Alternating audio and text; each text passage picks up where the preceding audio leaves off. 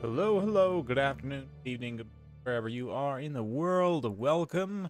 We're going to be getting started very shortly with the South Sea Open and number 3 semifinals and on. So let's get started. Just a minute here, just finishing up the brackets. We're getting our last few competitors in. Welcome, welcome. Absolute pleasure to see you guys. Getting started a little bit earlier than I had anticipated. I had originally scheduled this stream to start at 11:30, but here we are, 11:15, ready pretty much to begin. So we're going to be having Tim the Wilder. Yes, Tim the Wilder versus Helia. We're going to go with that. Hopefully I'm pronouncing that correctly. I'm fixing up the brackets here real quick and we can take a look.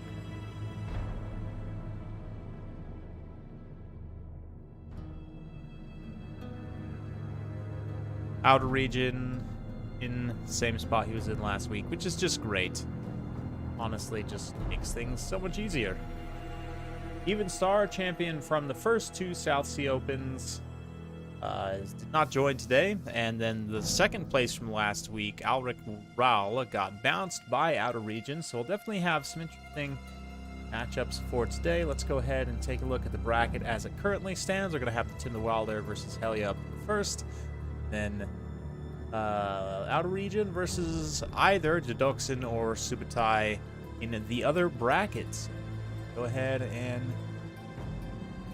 pop on over here. Let me this, not showing off anyone's builds here, and then also make sure we're on the correct map. We're going to be on the Death's Pass map to start. You guys are good to go in terms of getting their army picks locked in. Excellent. Thank you all for being here. It's going to be a good day. Last time we had some really awesome games with especially the series between Alric and Star. That was just some of the most ridiculous games I've ever seen. Domination in Total War Warhammer 3, well and truly. So let's see what they got.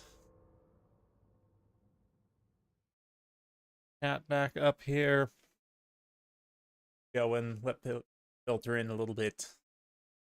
Like I said, we're here a little bit earlier than what I had originally anticipated, but that's okay.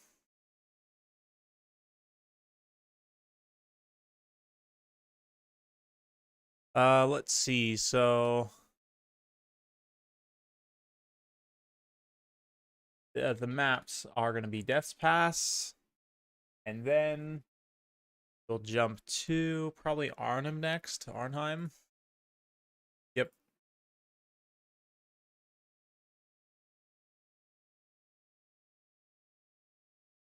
And then crossing, think of the Sea of Claws. Maybe we'll do Mountains of Morn. Yeah, I did crossing the Sea of Claws in an earlier round, so we'll do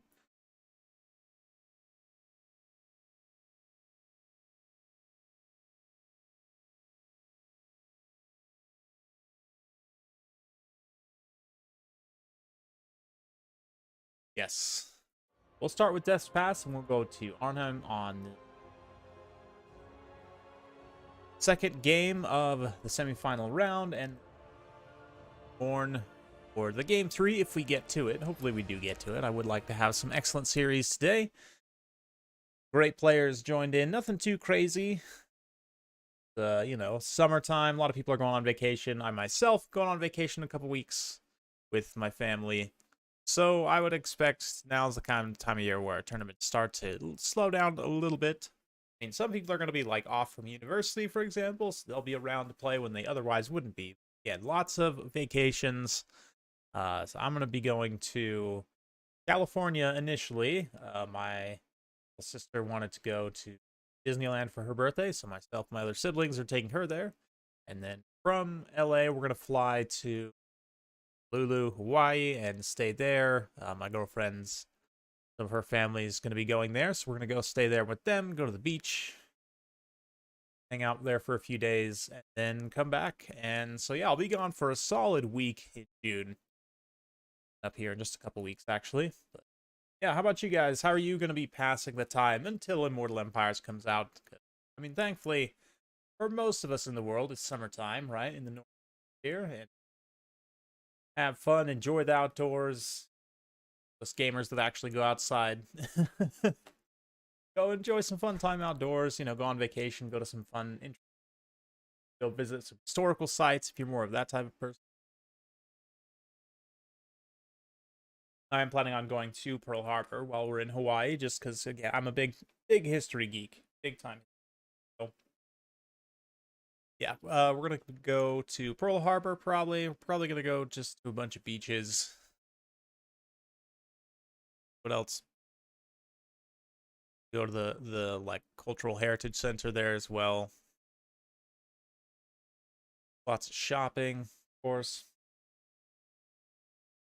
Tourist stuff. First time you go somewhere, it's nice to kind of get the touristy stuff out of the way, right? So that then when you go back, you really kind of jump in and get into the nitty gritty of the culture, right? Good time, definitely. Went camping a few weeks ago. Yeah, I mean, don't get me wrong. 1.2 has been great. It's been awesome. Definitely has brought things back, but I still am kind of a little bit not like taking a break necessarily, but I'm kind of allowing myself a little bit more time than I otherwise would to things that I enjoy outside of gaming because, for the past 5 years or so, I've just put so much time into this channel and a little Warhammer, and it's been great. It's been super rewarding, and I could have never imagined, some of the opportunities and experiences I've been able to have, and definitely a bright future ahead once Immortal Empires comes out. But for the time being, I think it's time to kind of step back, do the things we really enjoy, which ultimately for me is hosting, especially in 1.2. Like I said, so far I'm really enjoying the yeah, well, I hope you get to feeling better, Luke. Yeah, I'm really enjoying this patch, the way the balance is working so far with the income and supply situation. Really need to get some more games to really nail down how I feel about it. Seems pretty good so far, so we're gonna continue on as long as I'm enjoying things. Um, be mixing in other content, taking some time away. Yeah, still looking good. Next few months are looking pretty good. We'll see. Hopefully we get I know they said Q3. I've been running under the assumption that we're going to see Immortal Empires at some point like August, maybe late August. Be my guess. I don't know. It could be later on in Q3, but that would be sort of my guesstimation. Um 1.3 probably will come sometime in early July, I would say, given the release of 1.2 was what, a week ago already. So, yeah. If we're on a 6-week patch cycle, we're probably close to halfway through the 1.2 cycle, which point through is not far away, hopefully.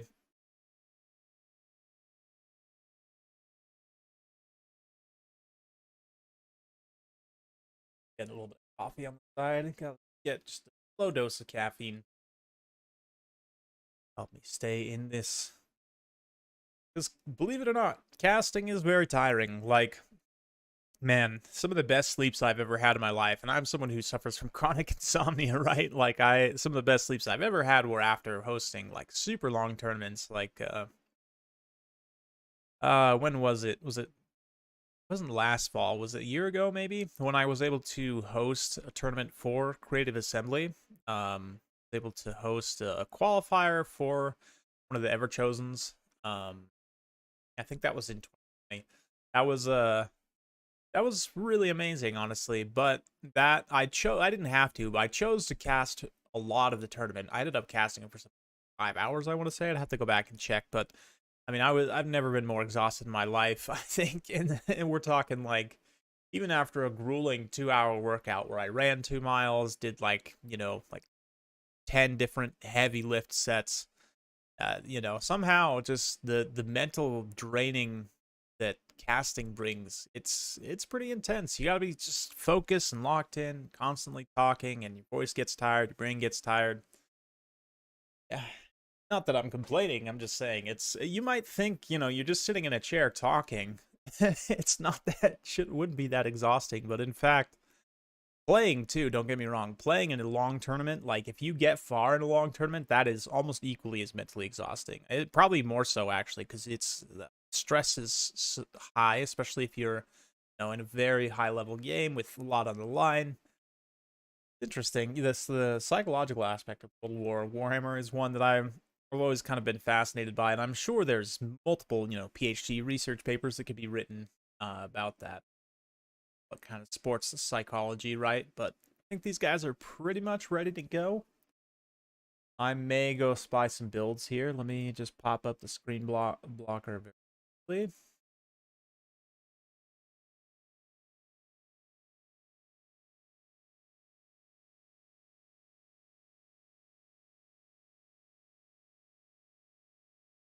Okay. Spy some builds here so I can see what's going on reinforcements wise. Looks like both of these guys are pretty much ready to go. So let's jump in. Already up on my end.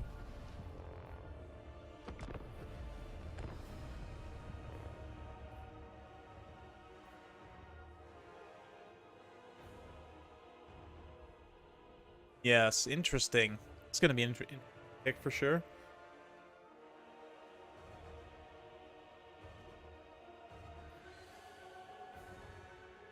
Okay, okay.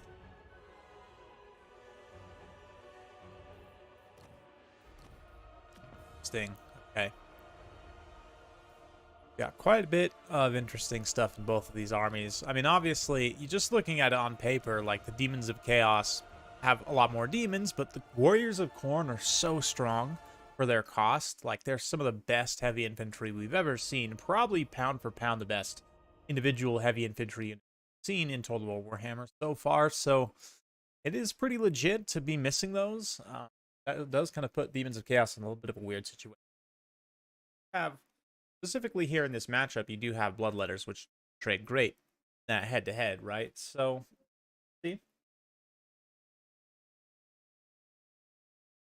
On the flip side, Bloodletters are a great counter for Bloodletters, so maybe you take some Tzeentch range support backed up by some Bloodletters. I don't know. Interesting.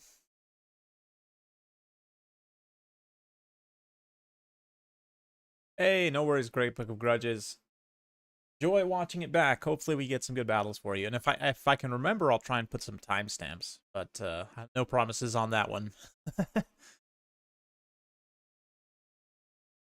For a while, there was somebody going through and commenting on all my videos, giving timestamps, which was nice. Not that I expect anyone to do.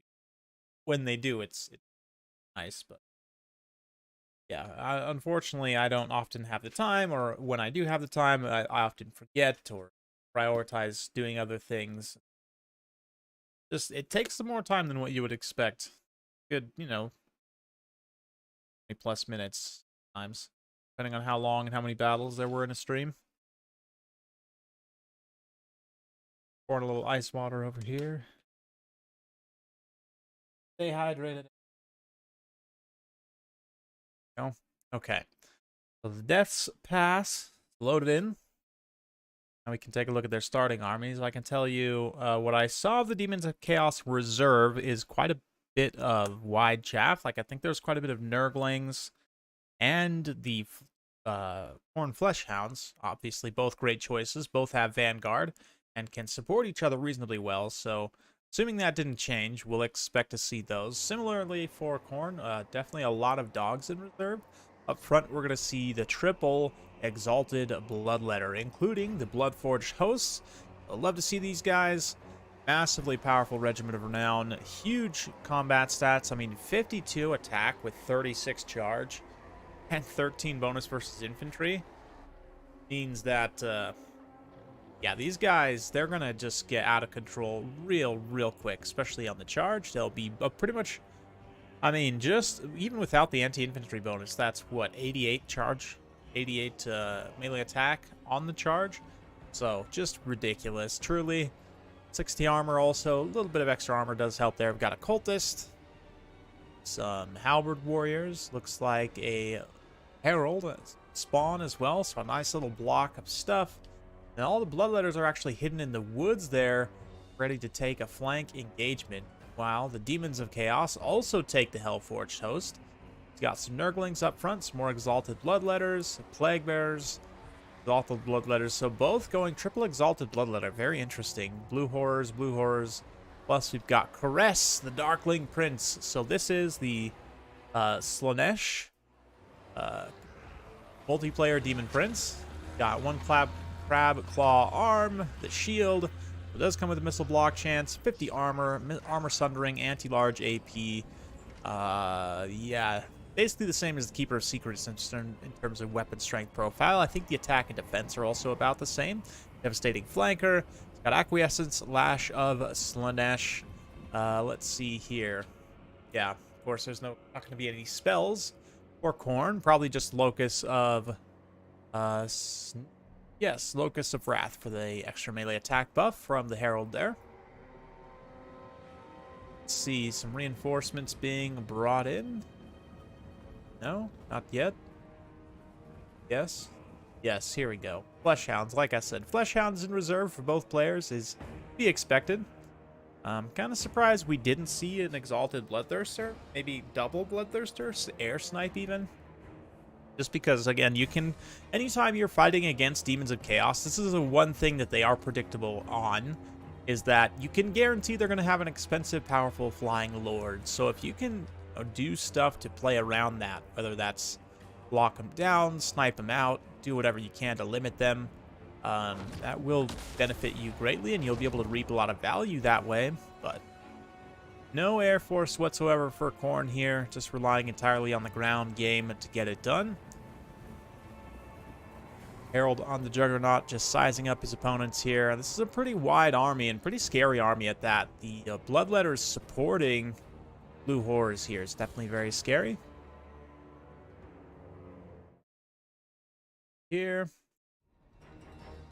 Hey, what's up, Vinci? Good to see you.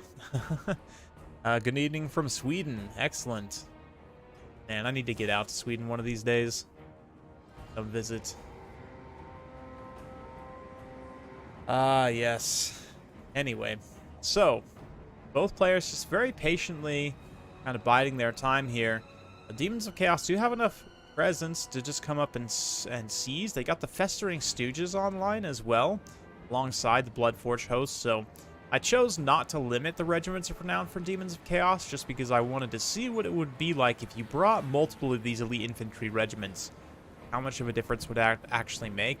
We'll see. This is a very strong force, and right now Heli is just kind of banking resources, right?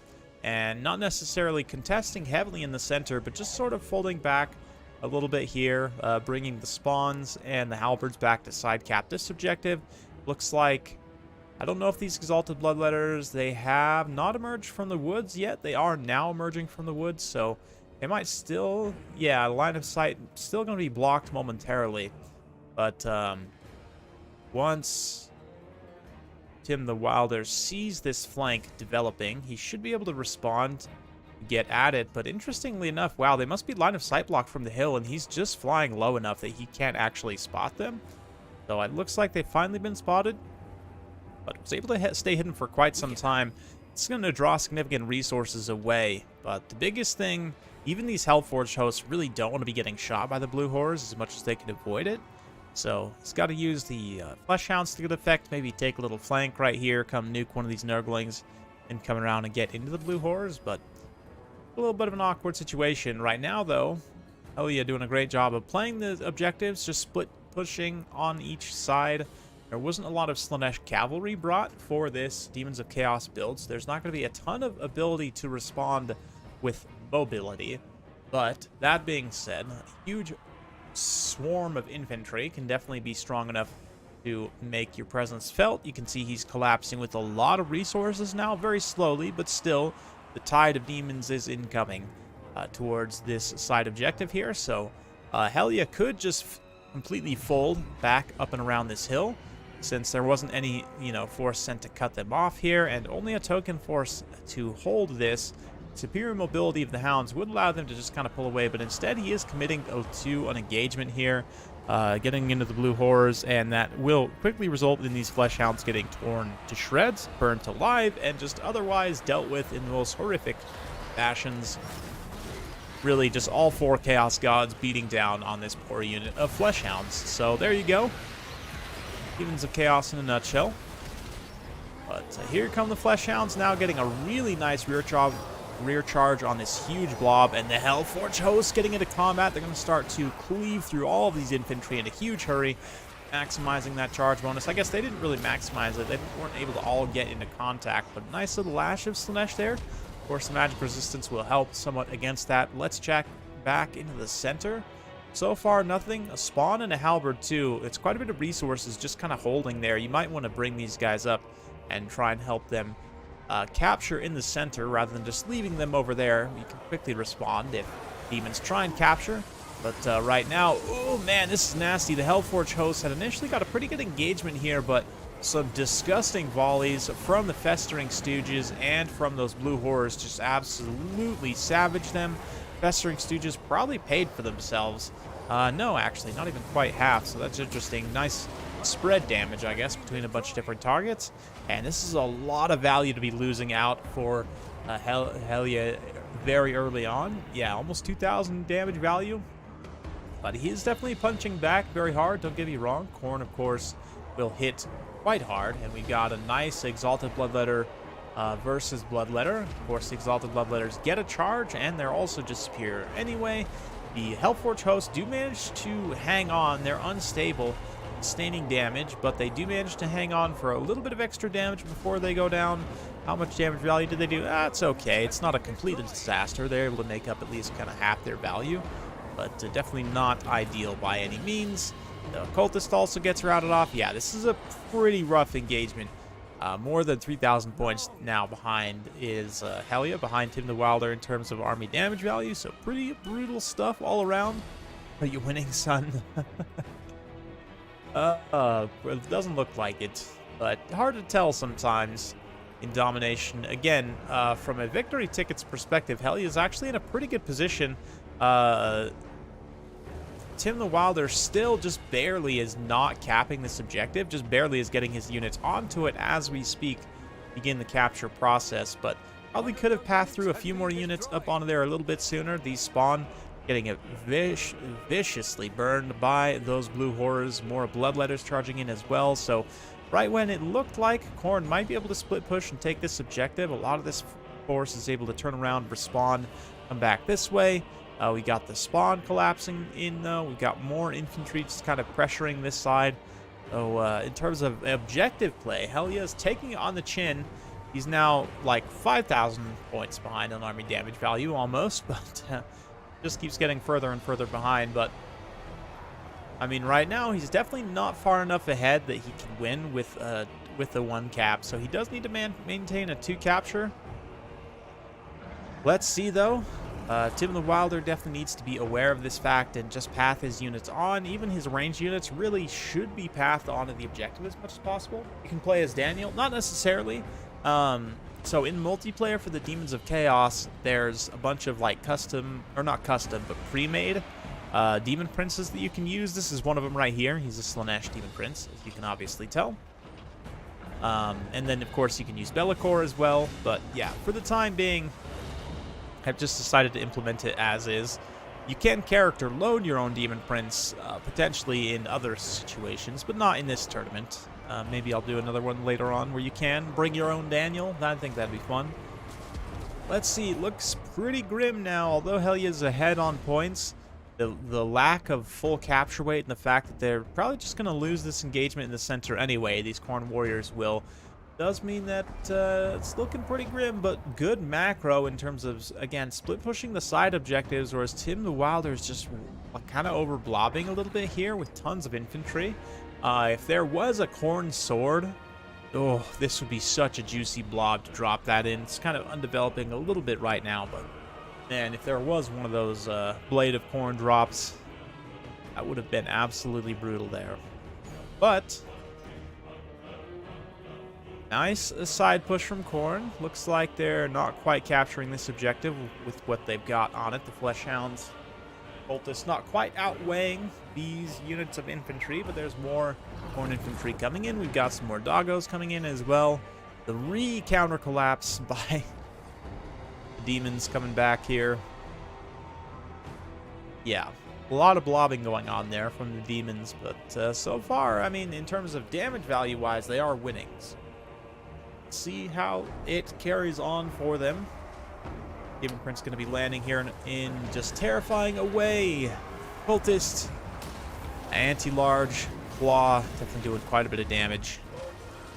And the Flesh Hounds, other units start to just go down, but it is enough capture weight, at least momentarily, to begin capping objective number 1. It does look like, yeah, are the Flesh Hounds able to actually keep these Bloodletters away from the objective momentarily? It does look like they are. That being said, the Blues are still close enough, certainly to contribute with their shooting. They're going to fire in and do substantial damage, just wreck this unit of Flesh Hounds that was helping to cap. The Halberds also now left pretty much alone at this point. Really an uncomfortable situation for them. Yeah, I just don't think Helia's slowly getting ground down here, and now more than 5,000 behind on army damage value. Eesh, getting on like 6,000 almost, pretty close. That is very brutal. Very brutal. I think Tim's pretty much got this in the bag. He can probably come in, maybe not 3 cap, but even on a 2 cap, he can just hold for the time being and win. So yep, looks like Helia's gonna throw in the towel there. So good game to both. Nice to see some non-Bellicor Demons of Chaos play, and that did pretty decently. Perez, it's a great support build for those Bloodletters, just to have the access to the Blues and the one Nurgling as well. And the Festering Stooges kind of as an additional support to bring in as one of your first units from the reinforcement pool. Love that. It's an interesting build for sure. On Khorne's side, that initial engagement was just so rough, man. They just lost out on so much value on that side objective, which granted he was able to hold it for a decent amount of time, so I kind of get what he was going for there, but it's a tough map to be put on in that situation. The Furies didn't do a whole lot for him here anyway, but let's go ahead and get to the next map. And yep, that's game 1. Now we're on to game 2 of round 1. And let's see here. What did I even put? Board back up. And we'll do Arnheim for the next map. I'm going to drink some water. Guys, be sure to drink some water as well. All stay hydrated together. Also probably put something on in the meantime. Man, what am I doing here? This. Move some stuff on this desk. This, and let's do this.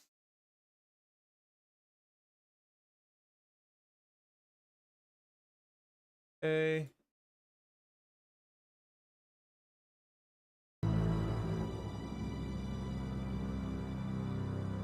Excellent. Water time. Oh yeah, you got it.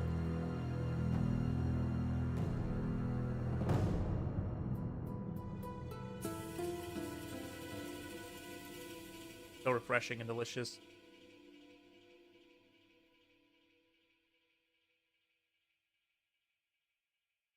One benefit to living in a mountainous state, we have the most delicious municipal water in our city. It's just straight out of a mountain, pretty much. So, delicious.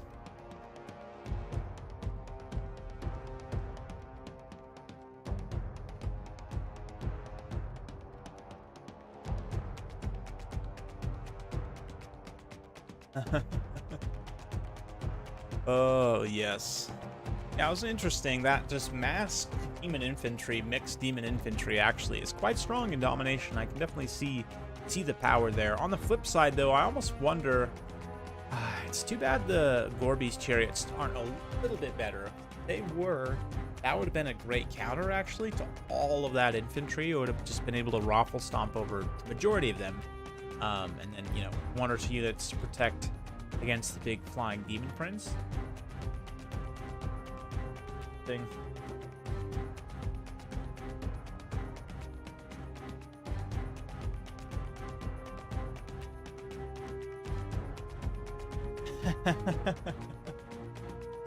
Yes, exactly, Evan. I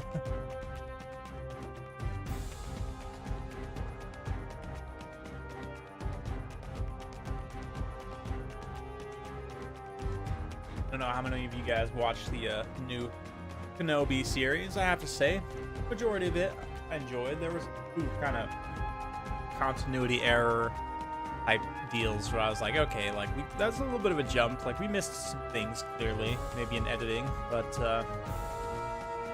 that's okay. Overall, it's pretty good.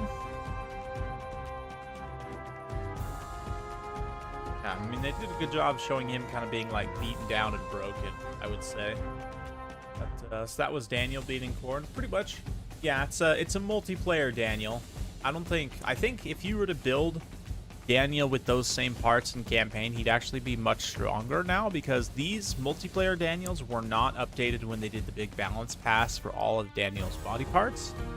So they're actually probably slightly weaker than Daniel, but yes, it was Daniel beating Korn. That's correct. I don't think so. I don't think so, Rob Kafar.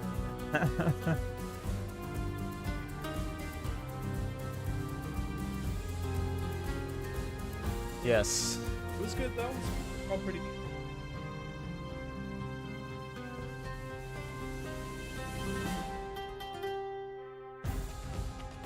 Exactly, Evan. Exactly.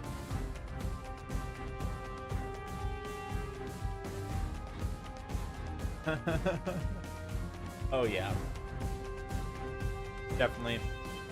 Definitely. You just gotta, you know, understand what you're getting in for.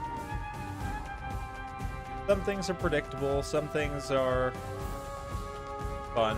Not gonna lie, some of the lines they had for the, like, little Princess Leia I was laughing pretty hard. She is an absolute savage.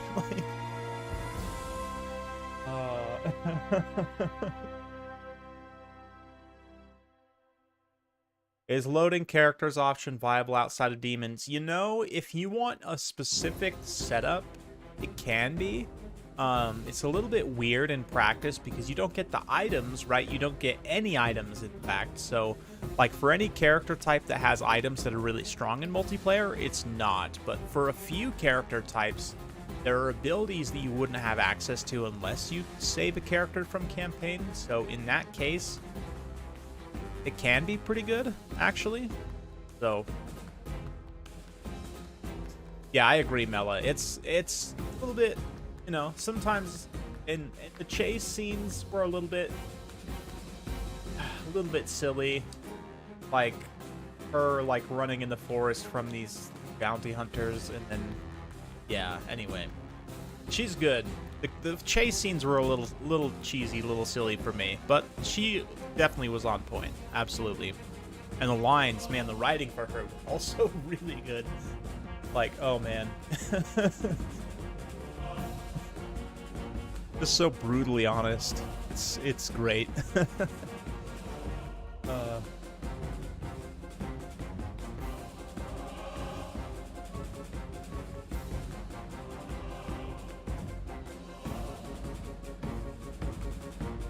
Anyway. Fun times.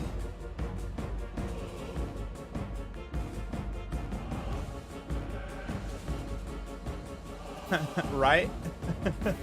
Chases are super slow in Star Wars, right? When you're chasing on foot, people running into branches and tripping and falling over, and just like it's like, if I mean, maybe it's realistic, right?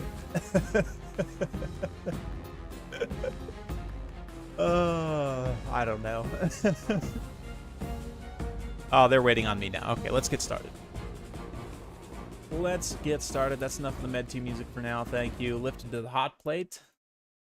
Excellent soundtrack, honestly.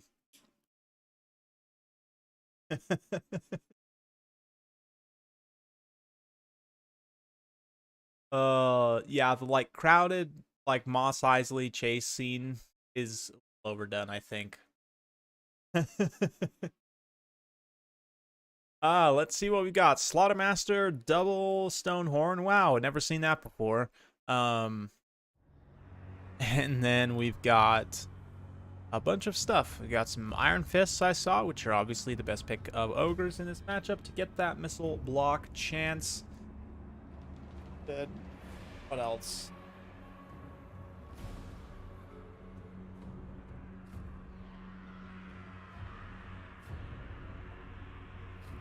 Let's see. Love the purple ogre's color scheme too. Lots of Gnoblars. We've got 5 Gnoblars up front, just the regular melee ones, 3 Gnoblar trappers, and then several bulls. Oh no, the hunters are not on Stonehorns. Is this a mistake? Is this intended? I can't believe that this is actually intended, because the hunters are not that good on foot. They're definitely much better on Stonehorns. Maybe it is intended though. Maybe he's just got them here for the shooting attack to try and counter shoot. I could also see that. They do have an anti-large shooting attack, 20 ammunition, does a decent amount of damage. Definitely not quite as hard hitting as their melee attacks, which is kind of interesting, but 250 armor piercing with 100 bonus versus large. Definitely hits very hard versus large targets. We've got a single bull and a single Gnoblar up on top. For the Demons of Tzeentch, a Soul Grinder of Tzeentch. Interesting. You rarely see these, mostly because they're not very good. But it is a way to get to, like, kind of artillery range piece with Tzeentch. 250 range is not very long, but it is technically in artillery range. 556 weapon strength, 40 bonus versus large on 5 shots per volley. So if all of those shots connect, that bonus versus large gets substantial, right?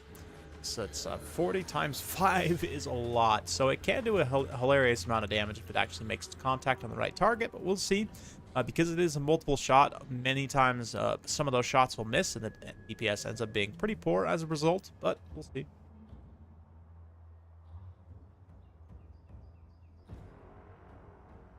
Interesting. Foot hunters did work. Interesting. I guess you just use them for the ranged attack, but here, I mean, it's 2v1. They do a little bit less DPS. But of course, there's 2 versus 1, and the Soul Grinders, ooh, they do have homing there. I didn't actually realize. Okay. Maybe I've just had issues with their accuracy in the past, but they got a full hit there. Didn't do all that much damage. And again, 2v1, this is not going to be an efficient trade, but maybe the Soul Grinders are secretly OP with the new ROR replenishing ammo. Maybe. I mean, limited ammo count is definitely a problem. Definitely a problem. Wow, down to 9 ammunition after 1 volley. Does it use... No, it only uses 1 ammo per volley. Okay.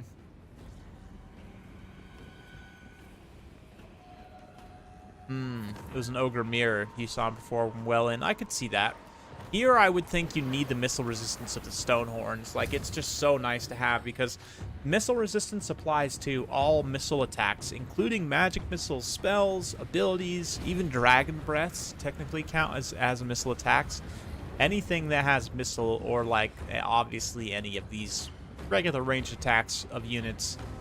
So all of that meaning, say, I do think the Stonehorns, just purely for the 35% missile resistance, are really good in this matchup. Yeah, we'll see how it goes. Right now, this Hunter is getting punished pretty hard by that Soul Grinder. And it looks like we're going to have another blue fire coming in, landing hard, Warp Flame. Soul Grinder does not do flaming damage, thankfully, at range or in melee. That would be just hilariously OP synergy, but the Armor Sundering, this doesn't really help that much against a 20 armor target, but he's already picked off 1 Hunter, and no actual real HP damage has been done to the Soul Grinder here, so that's pretty rough. Oh, yeah, it's pretty rough. I'm surprised we are not seeing any Iron Blasters or Lead Belchers or other, like, long-range For me, the most success I've had in this matchup as ogres definitely has been to countershoot with long range and just try and blast Tzeentch, right? Because Tzeentch is rarely going to rush you in this matchup. I think most of the time they're going to do like what Tim the Wilder's doing here and try to stand it off and shoot. But with enough of your own range pressure, you can make that a very painful experience for Tzeentch. Right now, though, just taking a nice wide view, it's looking pretty rough. The ogres are just facing what is often a problem in this matchup. Just a critical mass of ranged literal firepower just bathing your forces as they try and charge in and make contact. And the missile block chance doesn't really help against the explosion type damage of these flamethrower units, right? It will certainly help against the blues and pinks, and if these were regular bulls, they would have definitely been mown down already. But yeah, so far they've been able to get in contact and break barriers, but not really do any true HP damage, which is once again the strength of Tzeentch coming into play. Burb's gonna burb. Yeah, that blue fire. Flamers too. Flamers are just absolutely nasty. Immediately, this unit of bulls getting terrified away by the Soul Grinder. We'll keep it nice and close in cinematic cam. Tzeentch has to be one of the flashiest factions to watch. Definitely the spectacle. Just the huge masses of horrors and pinks and fire, color, and it's nice to look at. One of the reasons I personally am a Tzeentch enjoyer in terms of my favorite chaos faction in Warhammer lore. Tzeentch is just so pretty. Lots of pretty colors. I'm a sucker for pretty colors. Anyway. Big old debuff coming in here. I think that's going to be the ogres. Wow, no. Curse of Onrare. Who the heck has Curse of Onrare? Am I missing something? That actually... Oh, it is Kairos. I thought it was an exalted bird, but no, it is actually Kairos. But he doesn't have that. What... Who in the world? It must be. Is it? Oh, it's Lore of Beast? No way. How did I miss that? This guy has been Lore of Beast the entire time. It's not Lore of the Big Maw? Okay. That's wild. To not bring the healing, and Bullgorger's also just so nice of a buff too. That's interesting. And no Manticore summons also. Just going for Curse of Honor here and Pan's Pelt, I guess? I don't know about that. It's a wild spell selection. Definitely. Get it? Wild? Anyway. We'll see how it ends up working. So far, ogres are able to take a commanding lead on the objectives. They were able to come in and take this high ground objective, and they're at least contesting for the low ground. I like this kind of hidden, crouching ogre here, ready to charge in on this side objective should they get the opportunity to. Meanwhile, the Gnoblars just holding well up top. Got some Iron Guts. Interesting to take them, I guess, just for the armor here versus the horrors shooting. But I find Iron Guts have a hard time actually getting hits because I think their animations are slightly bugged right now. But they're definitely holding this objective for the time being. Enough so that the Forsaken are only slowly capturing it. And it looks like, yeah, I've got some Lead Belchers coming out. Got some Mournfang Cavalry coming back in for an additional rear charge. We'll see. Elia's doing a good job holding so far, and Tim the Wilder just barely getting on the board with this one objective. Yeah, Ogre's holding there. Still definitely Ogre's holding there. Gnoblars making their way down. And Kairos routes off Slaughtermaster here. It looks like the Soul Grinder's pretty much used all its ammunition. I don't know if we'll see the Squealers to come in and refill ammo for the Soul Grinder, but even just as it is, the Soul Grinder is definitely paid for himself. Come on. There we go. Maybe not quite, actually. Only 1,000 damage value, so still quite some way to go. Gonna have to do some work in melee, but look at this. The ogres, I love this. They kind of wait until they have a whole bunch of units to get a quick cap and then run in.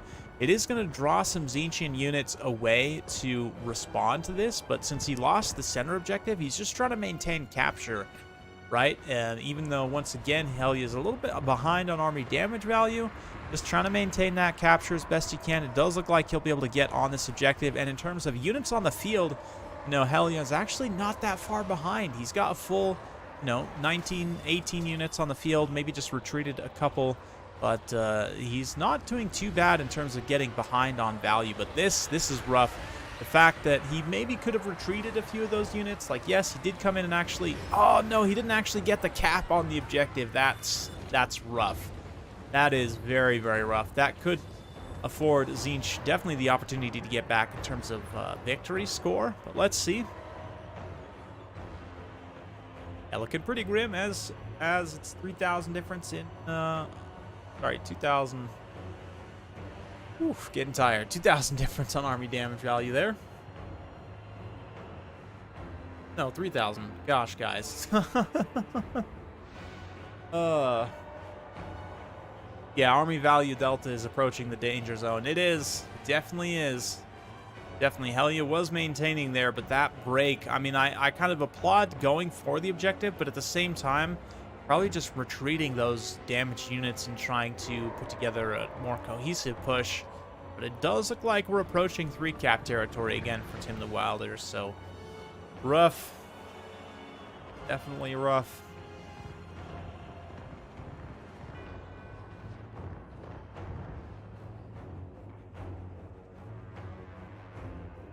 I think that's going to be Tim the Wilder's series. I don't want to call it too early, but it's looking pretty grim for the Ogres right now. Meat. It's too spicy for them. Spicy blue meat. Who would have thought? Nice interrupt from the Furies. They're going to come in here and block these dual-hand weapon bulls from getting onto the objective. And then Kairos swooping up the hill.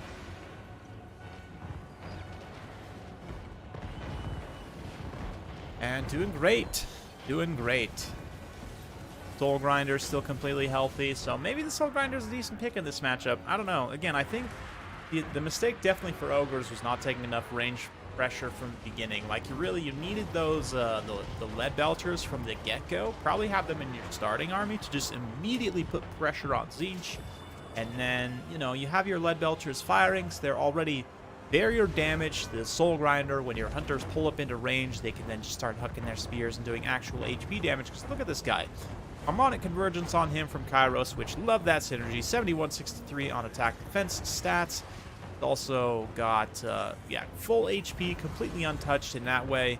1410 damage value, so he's tanked a lot of damage. He's dealt some pretty good damage, too. Not bad at all.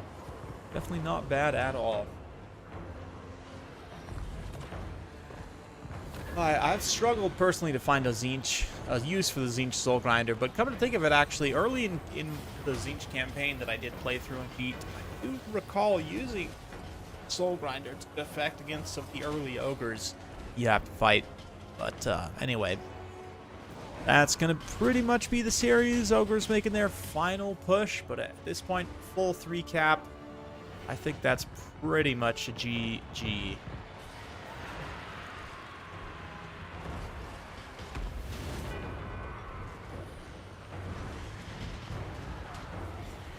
Oh, yeah.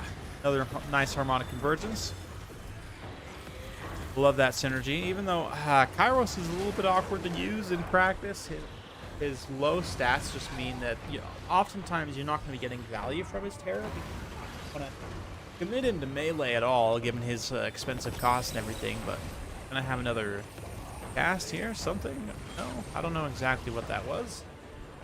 Like maybe we were going to have another cast from Lord of Beasts, but perhaps the Slaughtermaster routed? Another Curse of WARHAMMER, perhaps? I don't know. The accuracy debuff of Curse of WARHAMMER, I feel like doesn't actually do anything. I feel like actually most accuracy debuffs and buffs in general are completely useless. But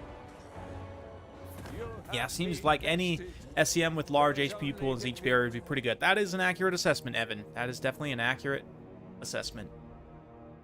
Looks like Tim the Wilder will move on. Well played to Helia.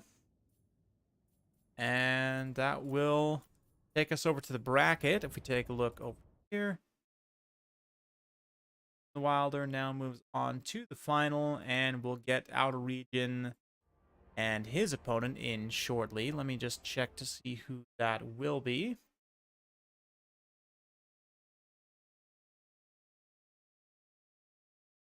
Looks like it will be Dodoxins. Quick.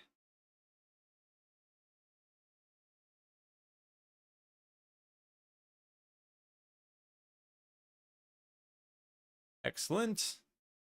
And now we'll move on to the next bracket. Let me get the music loaded in, and I'll be right back.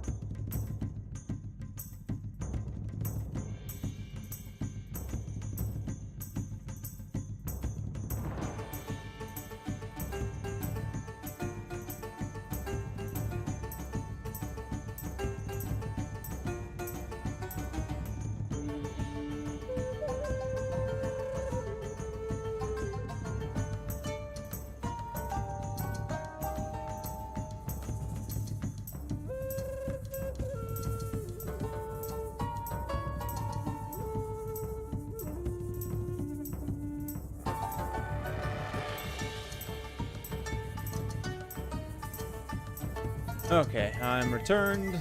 Predators are locked in, just getting their picks worked out. Sorry about that. I had to go for a quick bio break, so to speak. Turned now, ready and refreshed.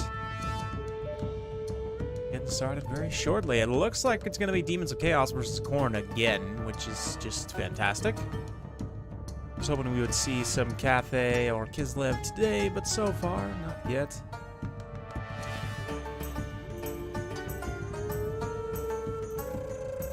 Yes, lots of ogres, demons, Zinch. Yes, see what the DLC gods bring for all of the Chaos factions. Yes, definitely genuinely curious. I'm also just genuinely curious to see... You know, I was talking with someone about Immortal Empires the other day, and they were saying, like, I don't even know what there is. It was in the context of marketing, right? They were basically saying that they didn't think there was a lot to market about Immortal Empires, and I disagree. You know, there's a lot to look into. From new start positions, soft overhauls, full overhauls, right? I think they already, right, that it was Warriors of Chaos that are getting a full rework in Immortal Empires, like alongside Immortal Empires. So, yeah, like soft reworks too, though, in terms of like, for example, right, when we got the Silence and Fury, personally, I did not expect to get Thor Ironbrow for the dwarfs at all. So that's great. Nice free LC ad out of the blue. You know, it's not necessarily something to expect, but definitely something that would be welcome. And then, you know, kind of the soft rework to, like, Volkmar the Grim, for example, right? Where they did a rework specifically to his Lord skills to make his campaign, like, a little bit more unique. And then, yeah, so what I'm expecting is a full rework for the Warriors of Chaos, obviously, like they already promised.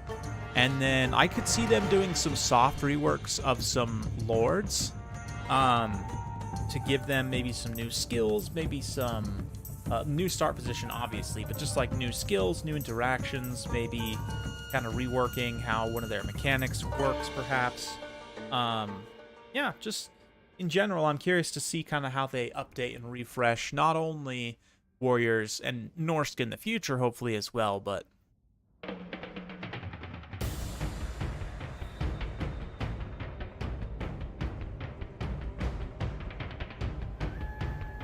Yes, should be good. I'm stoked.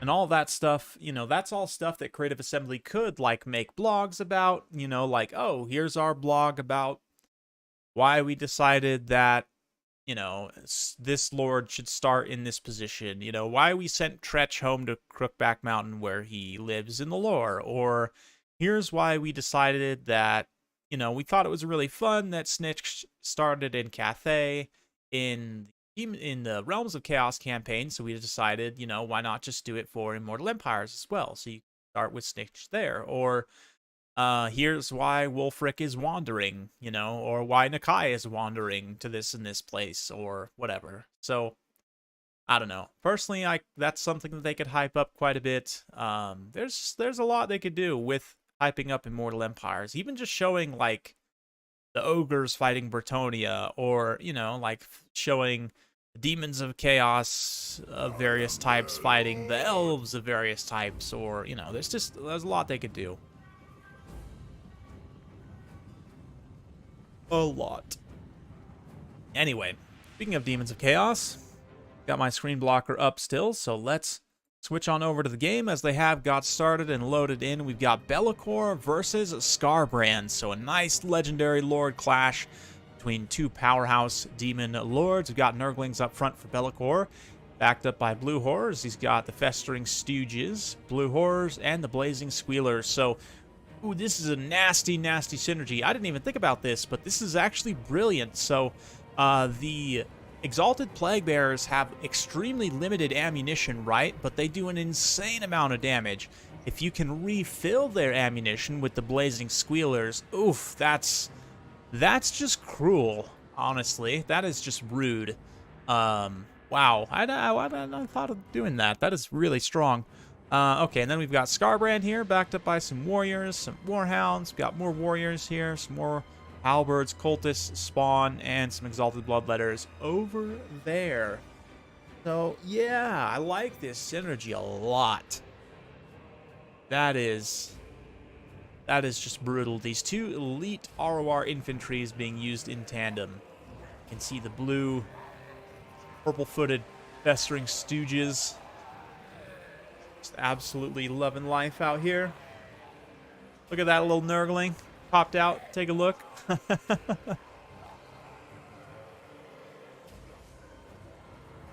Generally, I don't know, Mela. I kind of go back and forth. It depends. Generally, I think demons are mostly balanced. Like, in the last tournament I had, they had a 50% win rate, right?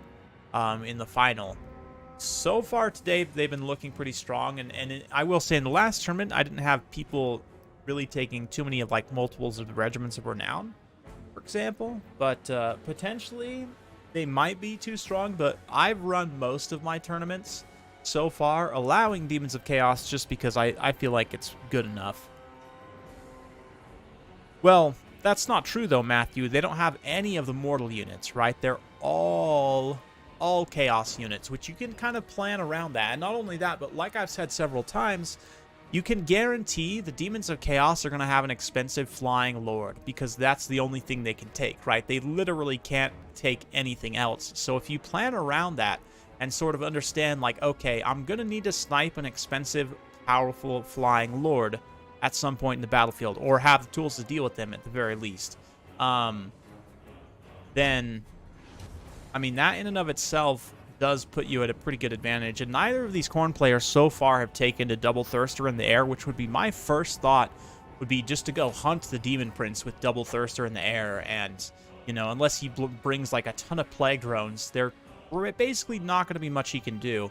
Because, yeah, the other restriction too, specifically for my tournaments, is that they're not allowed to take greater demons of any kind. So you can't take, for example, you can't take any like Bloodthirster if you're playing Demons of Chaos, that is, right? You can't take a Bloodthirster, you can't take an Exalted Keeper of Secrets.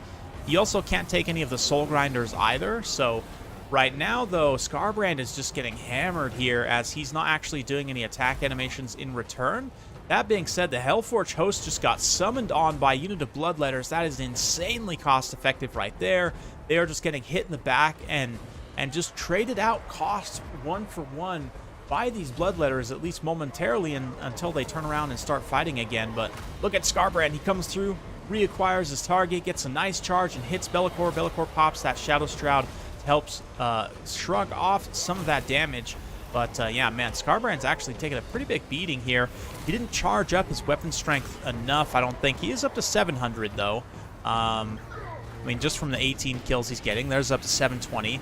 So the more Scarbrand can charge up his weapon strength, the better it's going to be for him over the course of a long domination battle. But of course, he has to stay alive. Then, meanwhile, in the center, we've got a gigantic engagement playing out. Looks like the Nurglings are already crumbling in the front line, but how long have they bought for the Blue Horrors to do their work? Festering Stooges also didn't use any of their ammunition firing this Gorby's Chariot. Look at this Chad Gorby's Chariot just absolutely punching through the lines here. Where's the rest of your unit, bud? I see there's still 4 unit models still alive, but oh, they're all back here. Okay. Some really excellent disruption. As I had mentioned sort of in the last game, somebody might have been listening and watching in the previous series where we had Demons of Chaos versus Khorne, but I love the pick of the Gorebeast here just to come in and not allow the Blue Horrors to really fire. I mean, they still did get all of their ammunition off, but this Khorne force is still pretty well intact, having weathered the storm of missiles there relatively well. That being said, over on the other side, Scarbrand is getting out-traded heavily by Bellicor. A very bad situation for him to be in. I mean, yes, the Hounds are eventually pulling through, and the Hellforge host is dying ever so slowly, but they are definitely getting some insane value, probably, in return. Yeah, 1760 on value already, and that's them facing very much uphill battles the entire time. Scarbrand really just needs to forsake this engagement, get out of here, and let his units stay to try and finish off what's left, but he's taken way too much damage at this point. We'll see. Might be too much for Dedoxin to come back from, but it's unfortunate because this center play on this objective here is very strong. And, I mean, maybe just on objectives, Dedoxin did manage to triple cap early on, now forcing some Nurglings from outer region to come recap his own home ground objective. And he has little chance of capturing the center anytime soon. Even over on this side, as, you know, Skarbrand manages to stabilize. He manages to get his hounds in a position to get a surround on Skarbrand, on Be'lakor, rather. So Skarbrand can get some good hits on him, and the Hellforged Legion still fighting somehow.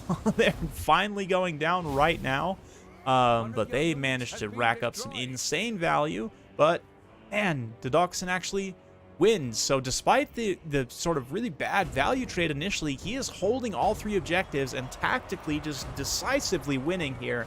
So this is why I say that it's balanced to have Demons of Chaos in, because it seems like, again, it's not like they have a wildly overinflated win rate where they're winning every single time. Like, it seems relatively balanced in terms of how often they're able to actually win. And like this one, I don't want to call it this early for Dedoxin, but it looks really good for him right now. Outer region's definitely on the back foot. Dedoxin has managed to reclaim most of the value lead that Outer region had just now, inching back ever so close, now within 1,000 damage value in terms of difference there. So we'll see. A nice engagement here. Dual hand weapon Warriors of Khorne fighting their exalted bloodletter brethren in melee. Skarbrand comes in because, of course, Skarbrand hates everything, including Khorne. Oof, yes, the duel of the fates between Skarbrand and Be'lakor. Not going to be exactly a fair fight, as Be'lakor will definitely use his missile units and also the Dark Master, but he does get enraged as well. The Rage Embodied coming in. A Warp Flame also on contact there. I don't know, does Be'lakor actually... The friendly contact effects now apply, or maybe from the Blazing Squealers only? That's weird, because like most of the time, at least in Warhammer 2, in late Warhammer 2, they did not apply friendly contact effects. But oh, anyway, we're missing the final juice here is these two. I'm going to keep the health bars up because this is just such a close engagement between these two. Oh man, and Skarbrand barely gets the hit, the finishing blow. He gets the relentless rage cast on him to make him unbreakable. So he is already taking that disintegration damage, though. So, man, Be'lakor and Skarbrand literally just trade each other out 100%. And, man, Skarbrand's got a booty there. Try not to look at that too hard. But that is going to be it for the two champions of Chaos. Yes. And that does mean the Demons of Chaos are able to come in, reclaim their home objective. They've almost got the center objective secured as well, but Khorne is now going to be reinforcing quickly.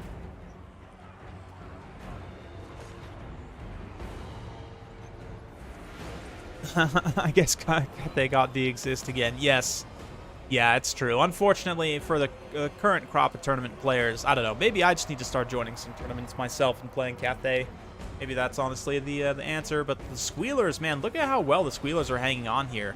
The support of the Furies comes in, manages to almost bail them out. But yeah, it looks like Outer region going to throw in the towel there. Dedoxin just doing a great job with that center engagement. And honestly, even though the Gorebeast Chariots didn't pay for themselves, I mean, the disruption was great there. And just allowing that infantry fight to develop without too much interference. You know, the Khorne infantry was just able to come and ground through, and the Warriors proving their worth there. The Spawns also do a pretty good job. I mean, value-wise, Skarbrand also kind of holding that entire side objective to himself, besting Be'lakor at the end of the day. Is a good one from Khorne. I like to see that kind of play.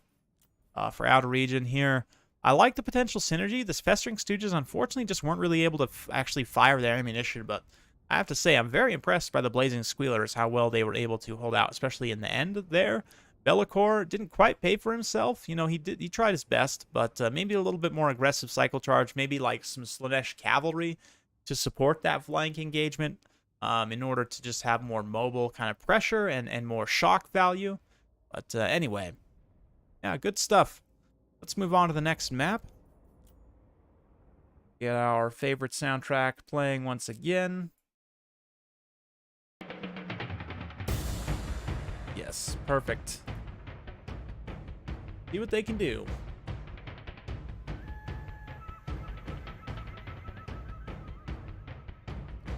Damn, get the army picks locked in. What a battle, though.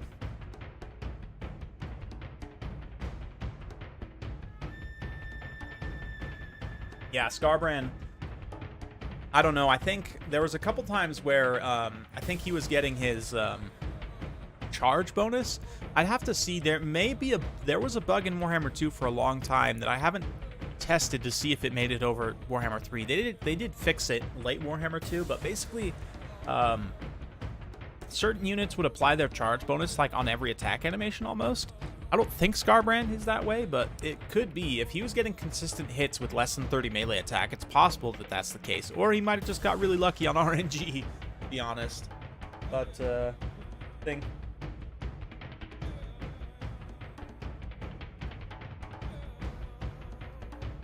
Looks like we're going to see Tzeentch versus Ogres again. Okay, so people kind of playing into expected matchups to a degree.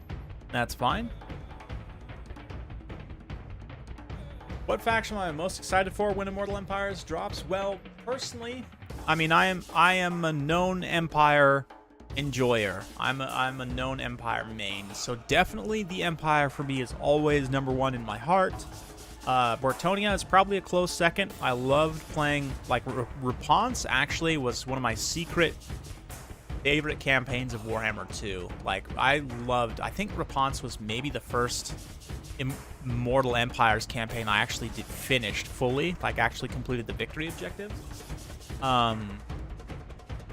So, I mean, Empire and Bretonnia, definitely.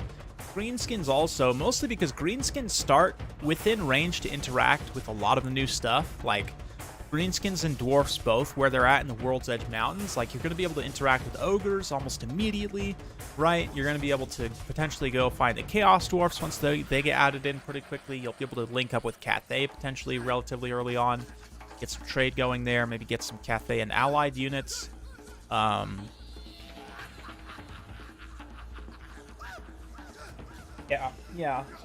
Order Tide factions.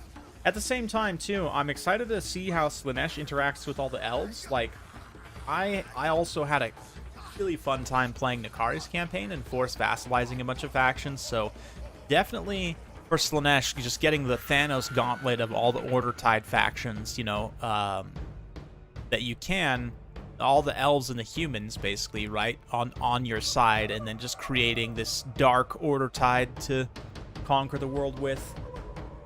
You know, mixed armies of elves and men and Norskins and demons and all the fun stuff.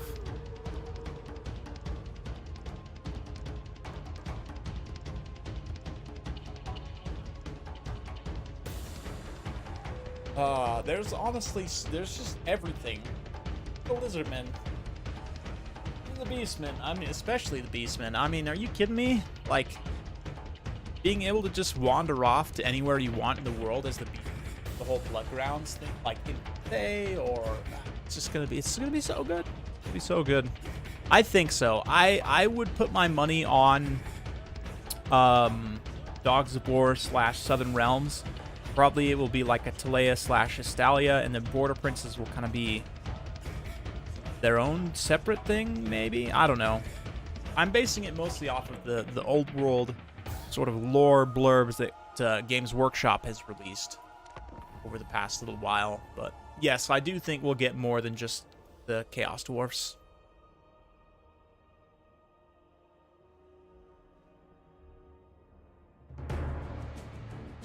Oh yeah, I could see Oxyotl they could put anywhere. Nakai they could put anywhere. I mean, Nakai's name is literally the Wanderer. So Nakai can show up anywhere. I could see them putting him out in like the Dragon Isles, or you know what's interesting? If you look on the on the Realms of Chaos map, that island that's held by Lizardmen, the Lizardman Lord that holds it, I think his name is literally like Chameleon or something. So yes, I mean, I think he could go to the Dragon Isles. Maybe even the Southern Chaos Wastes, because yes, there are going to be Southern Chaos Wastes if we go based on the leaked sort of data mined map that was shown off some time ago on Reddit and such. Anyway, looking at the builds here, this time outer region going with the Stonehorns, a bit more sensible. Again, the 35% missile resistance. Yes, Nakai. I hope to send you somewhere warm instead, somewhere in the south, hopefully. But yeah, 35% missile resistance there. We've got some bulls, lots of bulls, Iron Fists, and then the Slaughtermaster for the Demons of Tzeentch. We've got a Herald up in the air. We've got Pink Horrors, and the Squealers. Spawns, 2 blues, 2 Forsakens, and another blue trying to hide themselves in the woods. Isn't Malice in the Dragon Isles? Yes, in Mortal Empires, yes, but in Immortal Empires, since the entire Southlands is going to be included, I'm pretty sure that he'll be somewhere in the Southlands. Again, if we're going based on the data mine map that was shown off some time ago, I could see him going elsewhere in the Southlands, or maybe they'll put him even closer to Ind, or I don't know. I mean, we'll see. If Tzeentch does end up in Cathay, like he is in the Demons of Chaos, or the Realms of Chaos campaign, then they would need to put him closer to Tzeentch somewhere, right? So maybe like I said, Ind, or I don't know. Tower of Dawn. Yeah, Tower of Dawn, I was going to say. That's the one that's in the Southlands, right? I think that's more likely a place for him.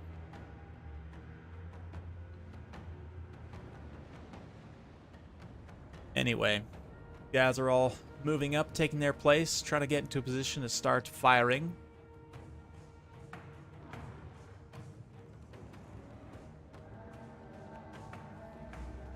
Oh, let's see. Yes, no Soul Grinder to harass this time too, so I think things could turn out a little bit differently. But let's see.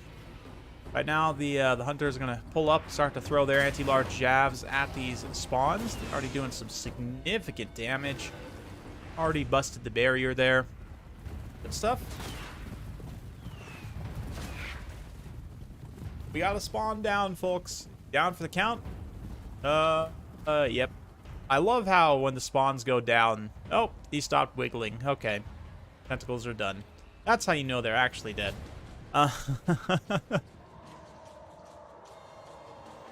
Yes. Okay, so yeah, then Malice should be in the Southlands, and that would open up the Dragon Isles for Oxyotl to potentially go there, or Nakai. Either of one of those two, I think they could put in the Dragon Isles. But anyway, Iron Fist charging in. They're trying to get on those pink horrors, blue horrors, saturating them in fire with the pinks as well. The Squealers here in the center. They do have pretty good combat stats, actually. 48 melee defense. It's kind of crazy for an elite missile unit, honestly.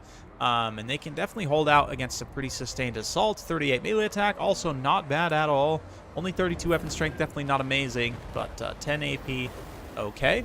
They are going to get rushed, though. Just mass attack by the Stonehorn. We've got Bulls. We've got Saber Tusks in here. Oof. Stonehorn immediately overruns, though, into the second layer, trying to get at these other pink horse to just keep them from firing. And things are looking pretty brutal so far for Tzeentch. I definitely think the Stonehorns are a better pick than the regular hunters here. And looks like we're going to have the volley. Little volley fire there. Does some pretty good damage. Another little volley fire there. Does some pretty good damage also. Capture-wise, Ogres did manage to get this high ground objective with a single Dread Noblar that's also being now blasted by some blues. It's just fine. Yeah, I love the tactical retreat of the pink horrors being attempted here, but there's no way they're going to be able to get away from Ogres. Ogres are just way too fast. And the double Stonehorn, it's nasty. So tough to deal with. And Tzeentch, I mean, really, you don't have the best sorry, you do have some of the best missiles. You don't have the best melee tools for taking these guys down, so it can be tough for sure. Let's see how they can do. The Saber Tusk is also overrunning, continuing to mass attack these ranged lines. The Iron Fist Ogres, their missile block chance definitely being felt here as the ancient units just continue to try and fire in. There's also no flamers this time around. I don't know. I feel like it's kind of tricky to detect flamers, though, against Ogres. Let me know what you guys think about that, but Looking pretty good so far.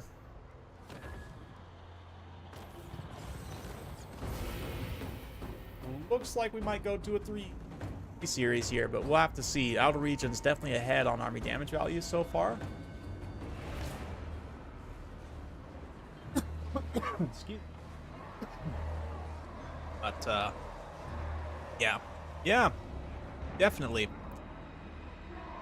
The brutality of ogres is legendary. That being said, Outer Region is starting to run a little bit thin on units, and there's a lot of game left to go. So, like, if I were him, all these units, as soon as they come back from route, you want to unsummon them.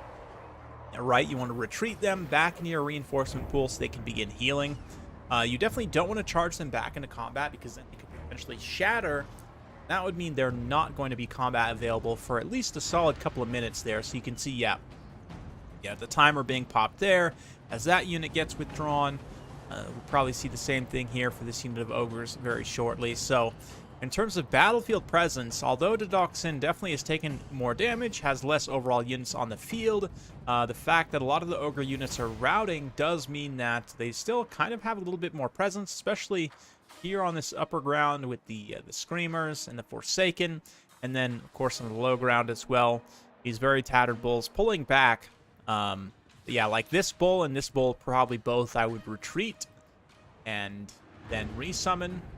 Same thing, once this bull comes back from route, I would probably do the same thing for them, and just let the Stonehorns keep kind of messing up and disrupting this whole situation here. That'll afford you plenty of time to heal these units, bring them back in.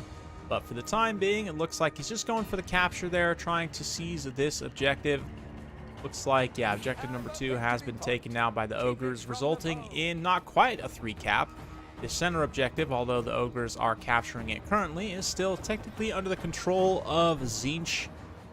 Let's see here, blue horrors continue to make their presence felt, and we're going to see lots more continuing to be summoned in, I'm sure, but having Stonehorns occupying your summons is never a good time for any faction, so yeah, some Furies being brought in. I don't know exactly what they're going to do, if anything.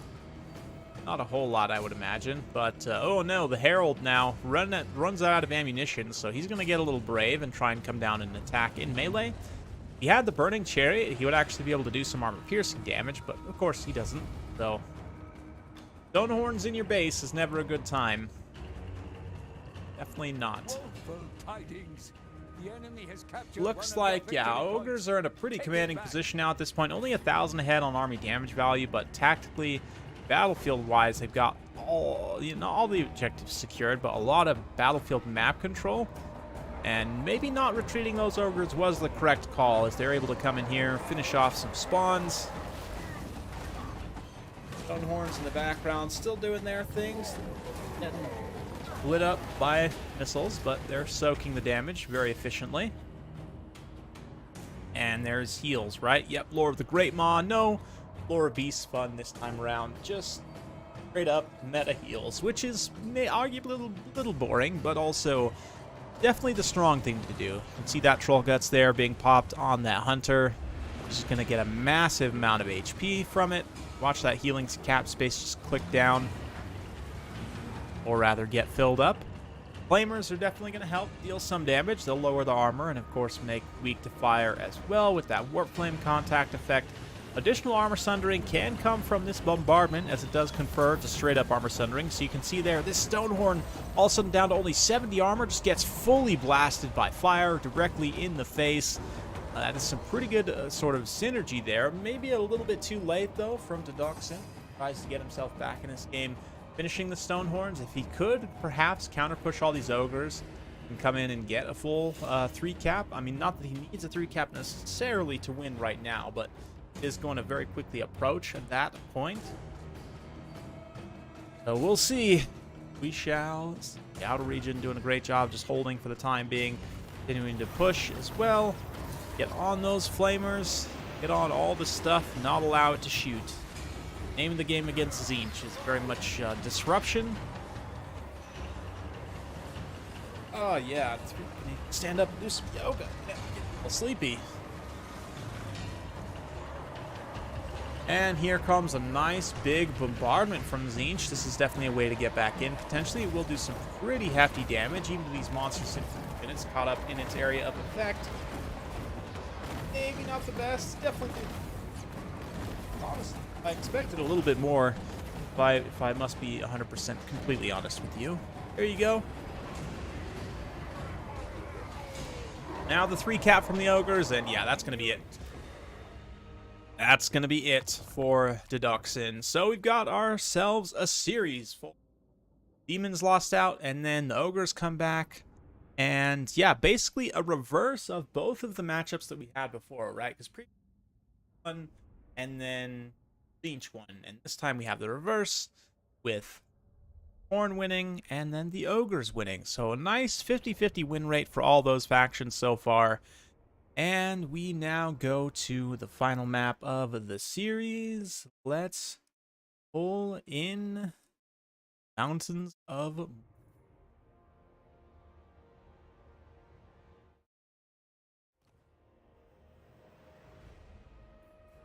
All right. All right. Let's begin.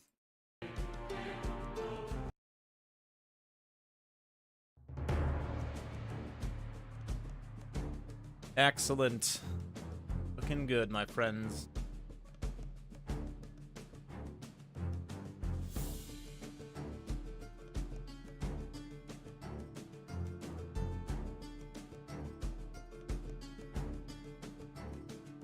Yeah, you know, great Book of Grudges. I was hoping they would do as much to rework some of the spell effects. I mean, they did change some of the icons at the very least for some of the spells that were very hard to tell what was going on, so that's nice, but generally, yeah, especially a lot of the area of effect like buffs and debuffs, could just use with some new visual effects that are a little bit easier to distinguish. A lot of them, the old ones from Warhammer 1 look very generic, right? Especially you compare to like Bullgorger. Compare like Sneaky Stab into Bullgorger. No way you can tell a unit has got Sneaky Stab in, whereas with Bullgorger, it's like a unique icon that pops up on the unit's face. It's very easy to see what's going on. So, a little bit of an awkward situation there, but that's okay. There's always the future.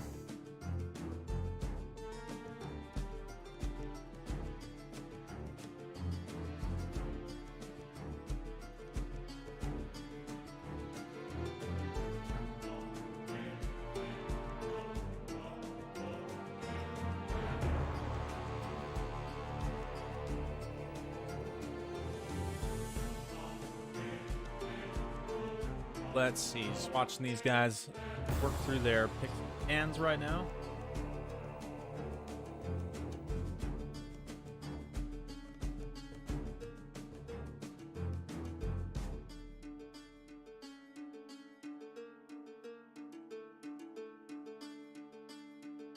All right. Here, just waiting with bated breath.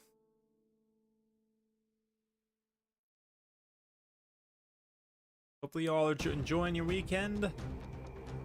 It is technically a holiday weekend here in the US today, so got work off. Most people, at least if you work in a standard kind of office type job, work is off tomorrow, which is great. So I'll be just trying to get ahead since I'm going to be going on vacation here in a couple weeks. I'm just trying to get ahead recording a ton of videos. In fact, I've got much through this coming Friday already recorded and uploaded. I still got to make thumbnails for all of those. But then, yeah, I've got to finish up until June. So I'm going to be gone June 6th through the 13th. So I've still got a solid like 10 videos I've got to record for that time. So that's pretty much what I'm going to be doing tomorrow. It's my allotted channel time for streaming today. Doing all that recording tomorrow, and then yeah, from there, see, not exactly sure. I may end up doing a stream next weekend. I haven't decided exactly what. We're either gonna do a campaign stream or some kind. Maybe I'll do a multiplayer stream. Who knows? But most likely it'll be like a campaign stream of either Total War Warhammer 3 or maybe Civ 6. I've got a Civ 6 loadout that I'm pretty happy with. I think I could maybe fine-tune things a little bit, but...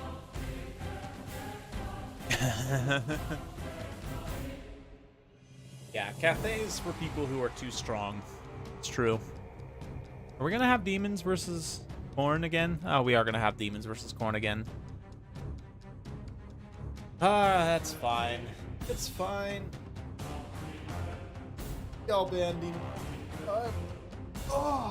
It's just, you know, we've had literally 2 matchups today. Played 2 times and 3 times.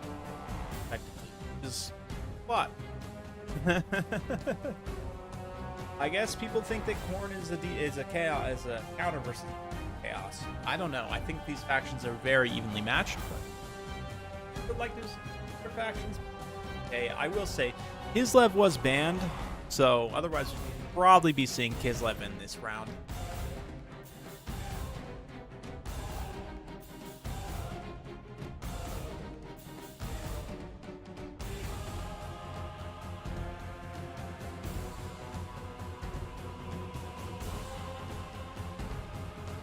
Let's see. Let me spy some builds here and see what we can expect from the demons side. Outer region's ready to rock. Cool. It's a corn build. And then for demons, it's okay. Wow. Interesting.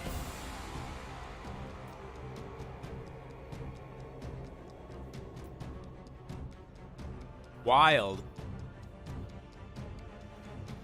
That's interesting. Okay. I mean, I don't know about that, but we'll see how it works. I'd go with something different, but that's just me.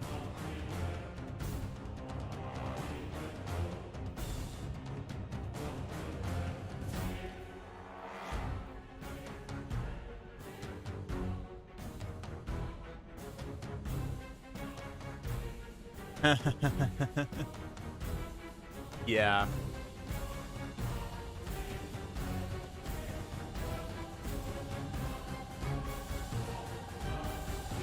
Oh, okay. So, in the meantime, on and over here. I gotta keep my energy levels up, guys. Gotta, like, do some thing. How are y'all doing, though? Tell me about your day. You guys watching any fun shows lately? Me and my girlfriend have been enjoying, like I said, I watched Kenobi last night. We recently binged The Witcher, which I had not seen for whatever reason. I don't know why. It's a great series, honestly. I was very impressed. Yeah, I mean, I really don't have a lot bad to say about The Witcher. Maybe a few too many gratuitous breast scenes in the first season. I mean, you know, I hesitate to complain about that too much, but sometimes I feel it's a little unnecessary. Like, don't get me wrong, I like looking at boobies as much as the next man. I feel they kind of went a little bit overboard in the first season, and I think they would even agree, because, yeah, I mean, you look at, like, the second season, there's less, definitely.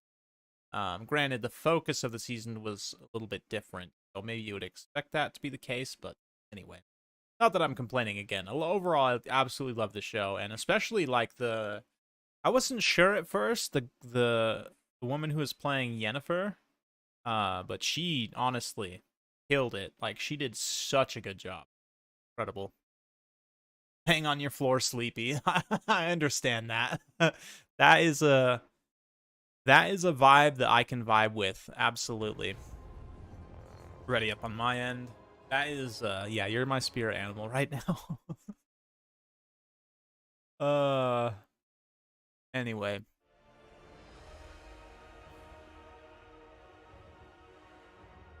You are my mascot, 100%. Representing me, just beached whale on the floor. That's definitely how I wish I was right now. Someday, I mean, next couple weeks, I will literally be a beached whale.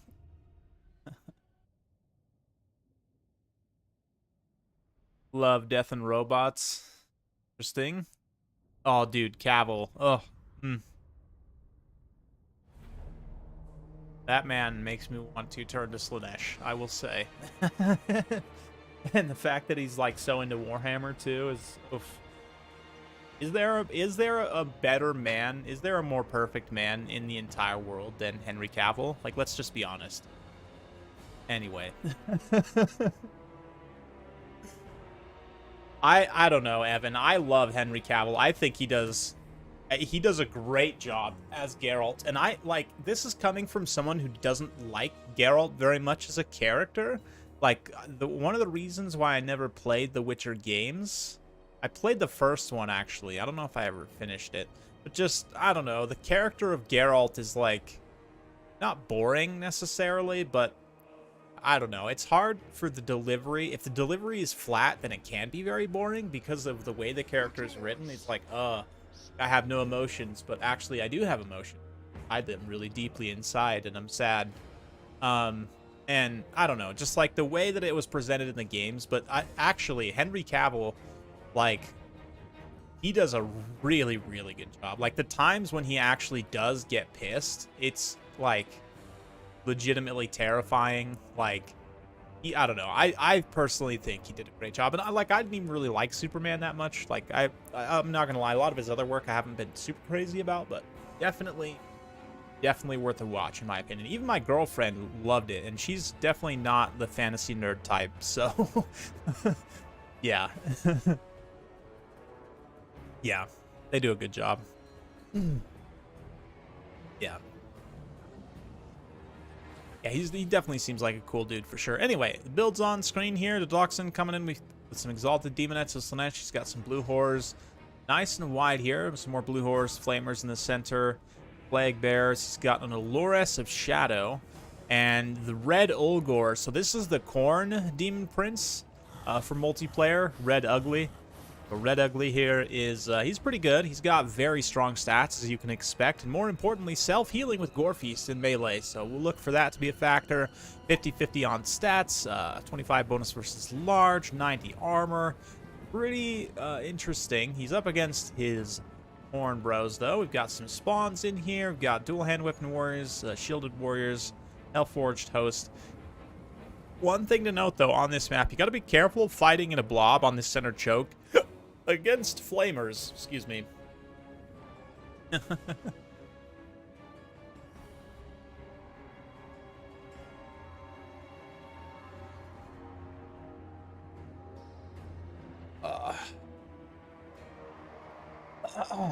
I don't know. I think the guy who played Yasker also did a pretty good job, the Bard. I feel like he did generally a pretty good job. And the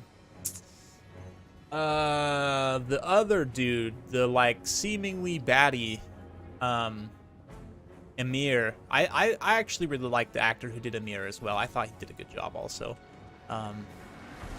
Yeah, generally I would say most of the actors do a decent enough job, but definitely it's good because Henry Cavill and I forget the girl's name who plays Yennefer, they definitely have the strongest performances in my opinion, which is good because they're the main characters, so you would hope.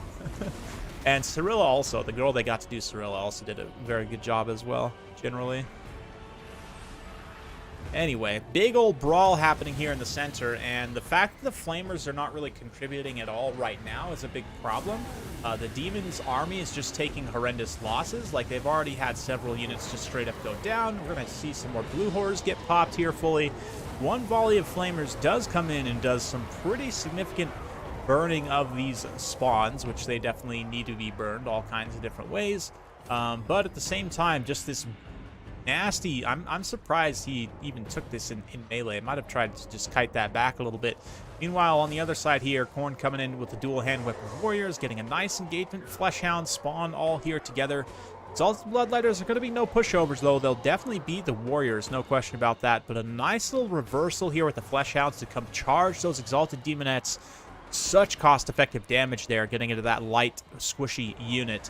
But Flamers now, finally they get set and firing, but it's a little bit late. All the units that were actually fighting there in the center are gone. Not that it's too late. They definitely can come back, contribute, get some value, and try and re-push this, but at least in terms of, yeah, mostly hitting like Summon Bloodletters also isn't great. In terms of real damage to actual units, besides the spawn here, everything else in that center push is basically completely fine. And then we've got the Bloodforged host chasing Nurglings around in a giant circle. So basically things are going pretty disastrously, I would say. Didoxin actually, in terms of damage value, is getting ahead. And this over here is pretty good. These Exalted Bloodletters were able to just completely and 100% outclass those dual-hammered weapon Chaos Warriors, which is to be expected, definitely. But meanwhile, also not a great value trade here. Red Ugly is going to come try and salvage this. Try and bail out these Exalted Demonettes by cleaving a few of the Flesh Hounds. I mean, that is just horrendous overkill, though. All of that for one doggo? Like, okay. All right. Anyway, he'll get in there and get some more useful splash attacks, hitting multiple targets, and be able to take them out in a big, big hurry. So, yeah, looking pretty good, but it looks like the Herald's going to meander on over with his 2 cultists. I mean, 3v1, Red Ugly's going to have a pretty hard time. And already, I mean, it's surprising to me that Didoxin has more in terms of damage value, because Outer Region map presence-wise just feels so much more in charge. Like, he's got these dual-hand weapon warriors, this Hellforge host is completely unopposed in the center. We've got these warriors just holding here, also completely unopposed. Maybe because the spawns have already gone down, he's already managed to get 2 spawns, basically completely wiped out. But I don't know. Yeah, I was going to say, it looks like Outer Region's starting to pull a little bit back, and I almost feel like he should be probably ahead. But anyway, like I said, 3v1, this is potentially not great, but he does, of course. Red Ugly has the support of his Exalted Bloodletters here. There's also an Allurus, right? She's got Acquiescence. She's also got the Lash, so it's not necessarily a 3v1. In fact, it's a 3v2, and temporarily it's actually a 1v2 as the Herald there gets soloed out, but very quickly the cultists are able to come to his defense. We'll check back on that in just a minute here. Looking at the rest of the battlefield, the Demons of Chaos are just kind of preparing for a push, kind of summoning in some forces, getting them together, trying to figure out what they want to do. Definitely just bringing the Flamers forward and just pressuring with the ranged attacks, especially if you could get them on that Hellforged host. That would be insanely great value. But Herald definitely pays the blood price here as he gets completely wrecked by Red Ugly. And now the cultists are going to turn around and try and do their part. Their lack of AP is going to come to hurt them in this situation, and also the fact that the Allurus, I mean, she's got very good stats in weapon strength, 375 weapon strength on 67 melee attack with this here active, the Blissful Rapture, lower attribute from Lord Slanesh. Nasty stuff. But here comes Red Ugly. Gonna finish off the cultist there. Cultist holding up a huge blob of Demon's stuff. Demon's counter push did come in the center, did manage to get some good flamer damage, but not necessarily on the Hellforged host. Let's see, Hellforged host does manage to turn and counter the rear charge before they necessarily get rear charge, but the flamer damage comes in. Ooh, and the Corn Sword right of the Exalted Demonettes just completely wipes the unit pretty much, while the Furies swoop in and see off the Flamers. They're actually probably just going to wipe the unit of Flamers fully, unless those Bloodletters come in and bail them out. But yeah, in response, Didoxin also drops the Corn Sword there on the Hellforged host and basically just finishes the unit. So there you go. Their leadership is just barely teetering on the edge. It does look like they're going to pop briefly into banishment there, into instability, and yep, there they go. They're gonna be done for. So that is unfortunate to lose the Hellforged host. Didoxin staying close on terms of army damage value, but on objectives, it's just getting absolutely clobbered by Khorne right now. The Khorne infantry has been, at least so far, very, very strong. But it's starting to turn around a little bit. Red Ugly's almost got this fight fully secured. The spawns are going to be a little bit of a problem, but as long as he keeps piling infantry in to this objective, he should be able to reclaim that. Here, we've just got some tattered Chaos Warriors holding against a pretty good presence of Plague Bearers and the Bloodletters, of course.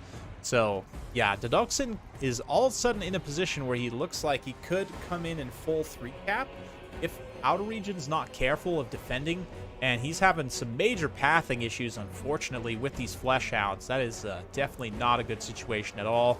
That being said, the odd pathing is going to lead to them getting like a weird surround engagement on these Flesh Hounds, which is actually going to work out very well for them. You can see that they get the charge there. They managed to prevent the other Fleshhounds from getting their charge bonus, so kind of oddly useful in a weird way. That being said, the other objectives have pretty much fallen. The last of the spawn here making their stand as the Bloodletters cut them down. Red Ugly swooping back up into the air, sensing blood in the air, blood in the water, blood on the snow, skulls to be had, and the 3-cap is in imminent danger right now. These infantry and these Fleshhounds just need to force path onto this objective.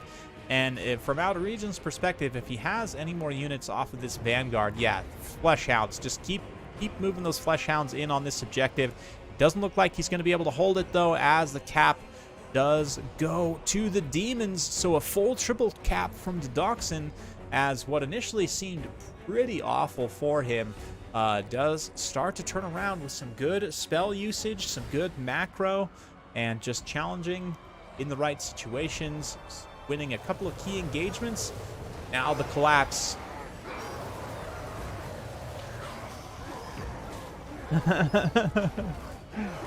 Imagine being the most favored Bloodletter host of Corn. He throws his sword at you. I mean, it's Corn. I feel like you should just expect stuff to get thrown at you if you're in his vicinity or presence or have anything to do with him, really, because it's just very angry in general. Anyway, yeah, I think as tough as it is to swallow, I think Deduxin's actually managed the comeback here. I don't know if Outer Region can stabilize this and actually capture this objective. He's forcing through his Bloodletters to try and get them onto the objective, but they're fighting, peer opponents in these other Bloodletters, and with Red Ugly smashing their backside, I mean, in the most Slaneshi of fashions, even though he is a Corn demon. Yeah, there it is. Wow, what a series. What a series. Deduxin managing to finish it off with the Red Ugly against Corn. I love to see that. Although it was looking very rough initially for him, that counter push there with the Exalted Bloodletters and the Flamers kind of helping to just value trade in the center. And then, yeah, just keeping up the good macro. And Red Olgor definitely contributed well. Blue Horrors, nasty. For Outer Region, I mean, a lot of his units trade reasonably cost effectively. The Hellforge host definitely had a little bit of a tough time. Definitely, in hindsight, would have been beneficial to just maybe go wider, maybe take some more spawns instead. I'm not really sure. Spawns are going to be generally a little bit less vulnerable to those kind of shock AoE blasts. But anyway, that's it for these two. Let's move on to the bracket and get to the final here. If we take a look to Deduxin now, going to move on to Tim the Wilder. And I don't think I've had the opportunity to host either of these guys in a final before, so definitely excited about that. Let me just get this hosted. Get these last two competitors.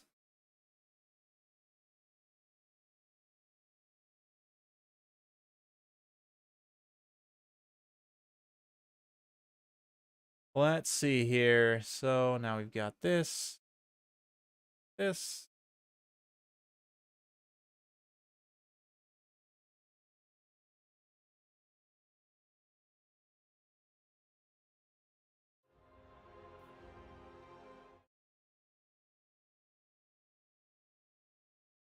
Excellent.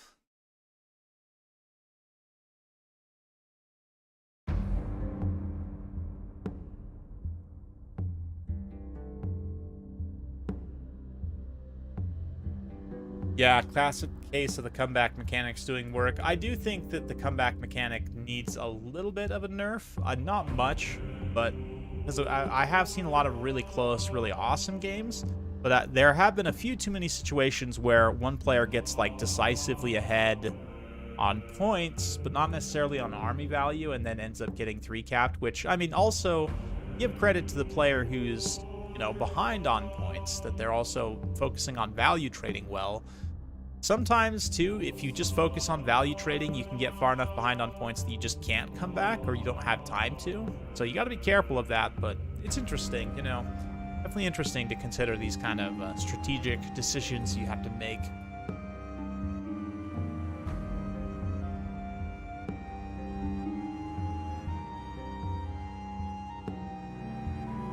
So we're gonna start on Battle of Itza.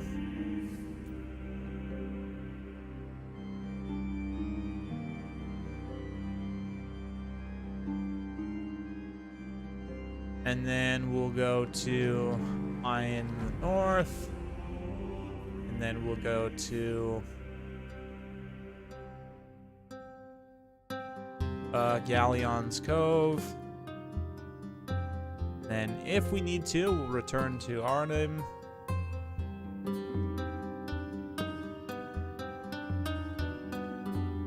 Might have to rehost again. Let me see here. And then we'll go to Death's Pass for the final.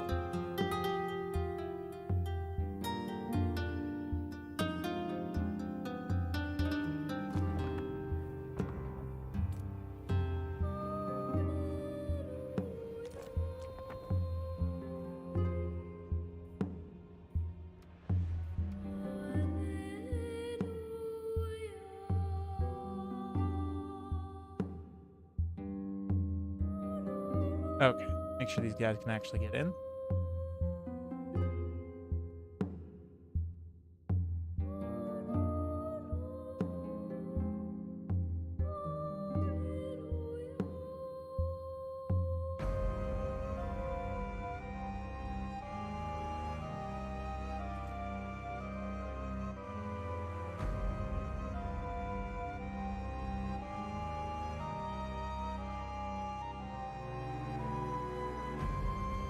All right, there's just getting in, getting set up, taking a quick bio break, so yes.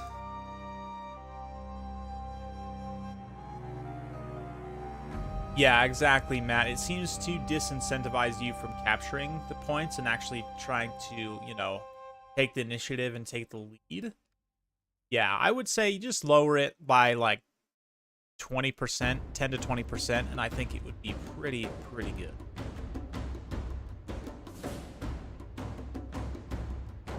Head Olgor. Hopefully, I'll keep my fingers crossed for you, Great Book of Grudges. Hopefully we do see some Cathay Eternal. By the way, guys, there is probably the coolest mod I've ever seen for Total War Warhammer available for Cathay. It adds Yin Yin, the Sea Dragon, and Cathay and naval-themed units, like some pirate infantry, some marine infantry, and some samurai. It's like Ronin pirates with, you know, like the full samurai getup, and it actually looks really good. So probably going to be covering that eventually on the channel. I should probably go over to Domination. Oops. Okay.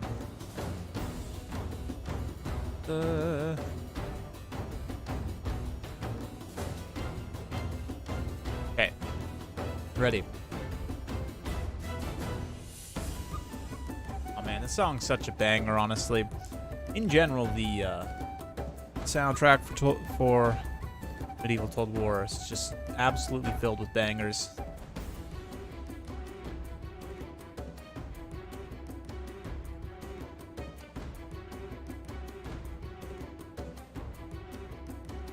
I'm pretty sure she is, though, once you transform.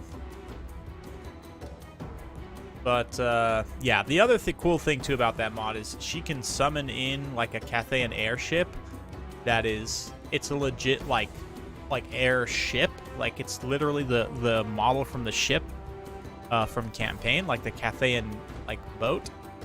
Like, suspended from balloons. It has tons and tons of cannons and different weapons all over it, and it's very powerful and awesome, and yeah, extremely cool.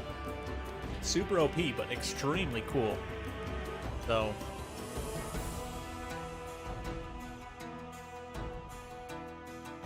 when you transform, I thought she was blue. Maybe I'm wrong about that, but yeah.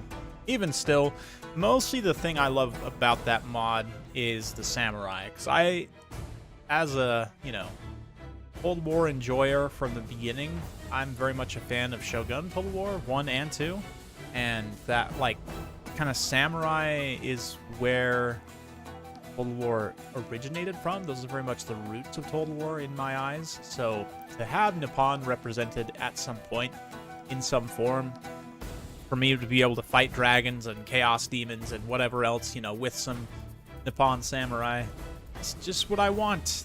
That's really all I want in life. I'm a simple man. Don't need much.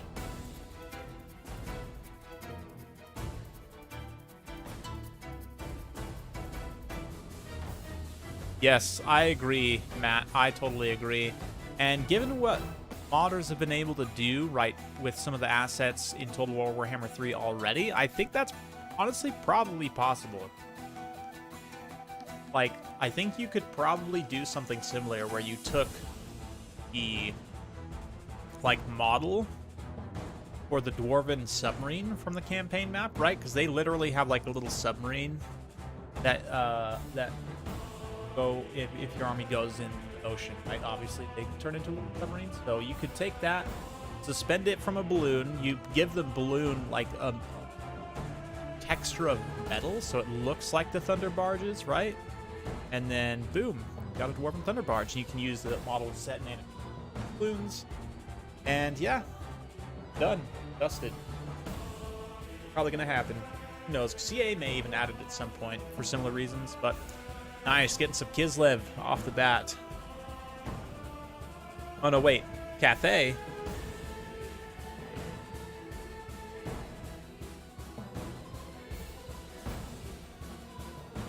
Oh, okay. Deduxin went Cathay, I think, and Tim the Wilder went Kislev. Is that what I'm seeing?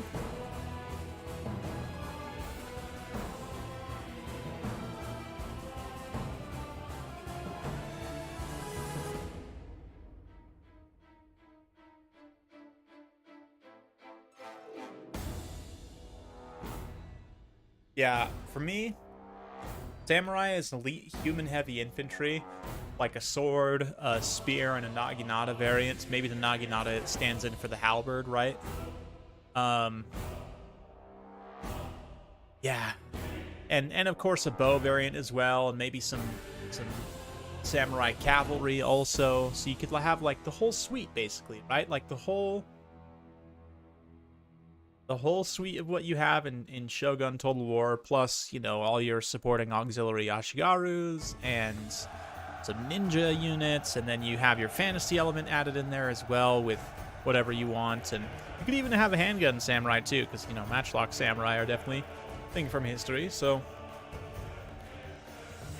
Might of Heaven and Earth, we'll see. Against Kislev, could be decent. You need to burst through a target, perhaps.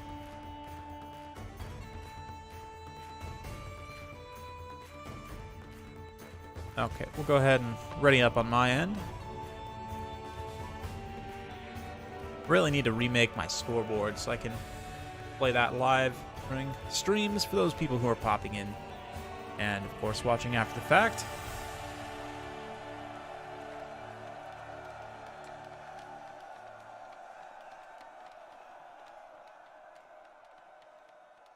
Okay, so, yes.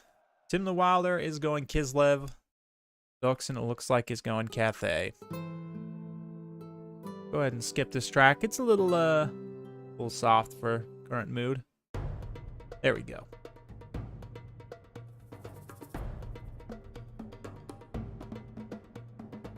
Oh, Battle Monks. Oh yeah, the Battle Monks, of course, too. Of course, Battle Monks. They would be. They might be more heroes, to be honest. Maybe you could have the Warrior Monks as maybe more of a mid-tier, like in between the Elite Samurai and the Ashigaru. Have them as more of a mid-tier, like faith-based, kind of like Battle Pilgrims or Flagellants. Maybe not Unbreakable, but higher leadership, certainly. And maybe some other magical effects going on. I don't know. They could just do so much with it, I think. Well, a lot of it is dependent on Games Workshop, but given Creative Assembly's experience crafting Shogun Total War and sort of the factions and interactions and units of that game, I could see them collaborating heavily with Games Workshop, like kind of Creative Assembly taking more of a lead stance than they would otherwise with, you know, like Cathay and such. Anyway.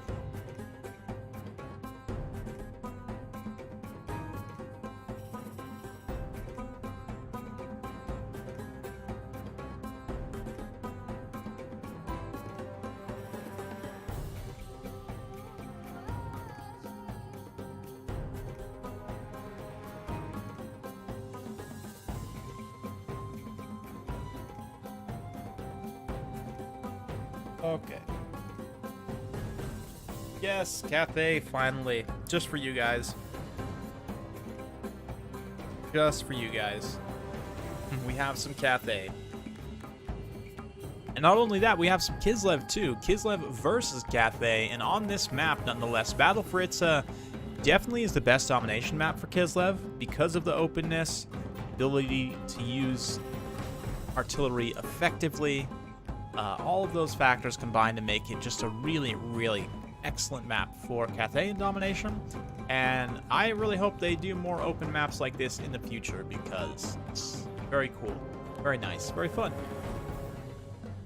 Let's see.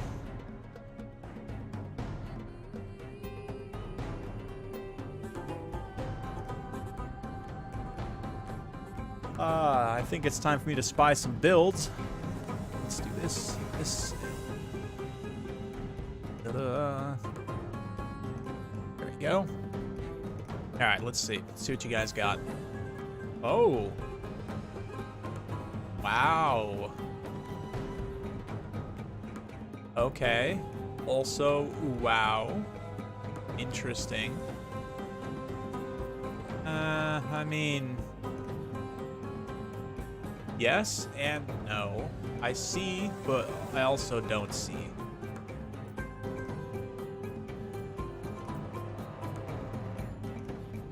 This should be interesting. This should legitimately be quite interesting.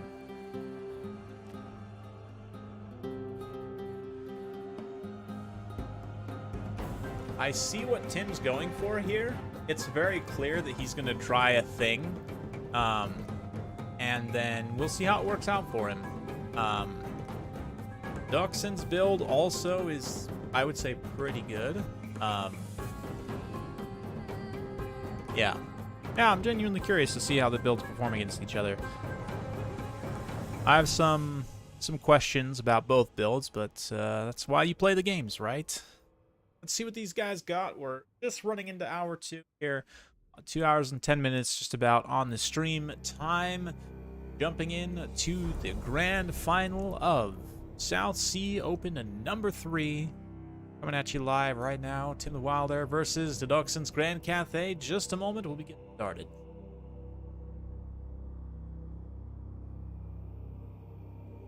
Do I think Empire will also struggle on these lane maps? I don't think so. One thing about the Empire that Kislev and Cathay both don't have is a wide selection of magic, right? You have, I mean, I guess Cathay has a little bit more. Like, you have Lore of Heavens, which is very good right now. And you have Lore of Metal, which is also pretty decent. But you don't have access to, like, standard Lore of Fire, which is not actually that good right now. Lore of Life is just always pretty solid to have, so no access to Lore of Life. You don't have access to Lore of Beasts, Shadow, Death.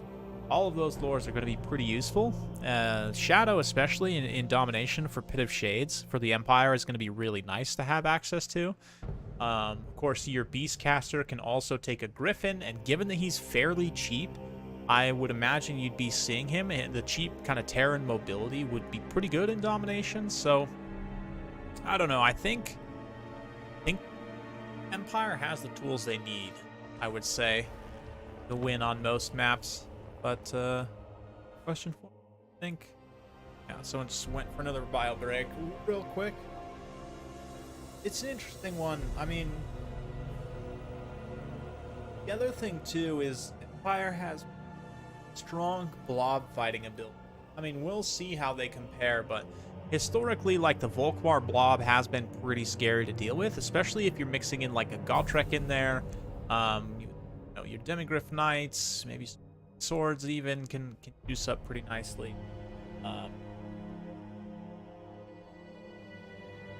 Especially you get a little bit of fire synergy with, like, a Banner of Eternal Flame off of a Warrior Priest. I mean, you got Soulfire, you got Banishment there.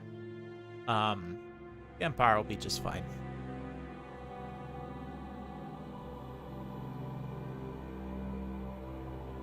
Yeah. Griffin Legendary Lords could do work. Empire Cavalry will also be very good in Domination, and the fact that they have a lot of mobile shooting units, like Pistoliers and even War Wagons, which I expect War Wagons to probably get a little bit of a buff, yeah, so that they compare more favorably to the sleds, but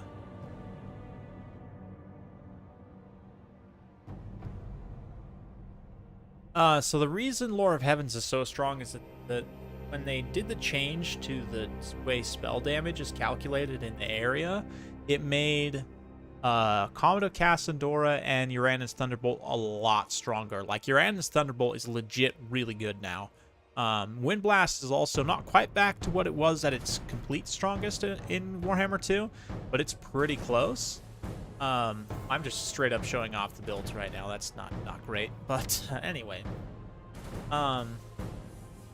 Yeah.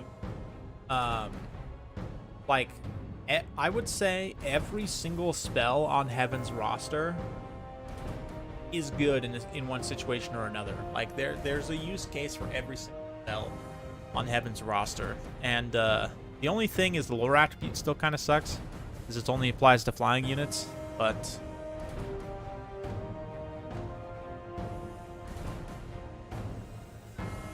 people who bring Demigryph halberds against dwarfs, I mean, gotta be a little bit dumb.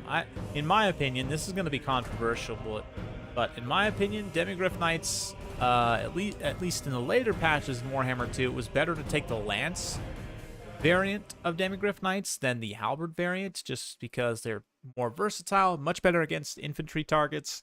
They just have a higher charge bonus anyway, plus more melee defense for less cost. So they're a little bit easier to maintain. Take that a little bit, a couple percentage less damage does end up mattering quite a bit. Anyway.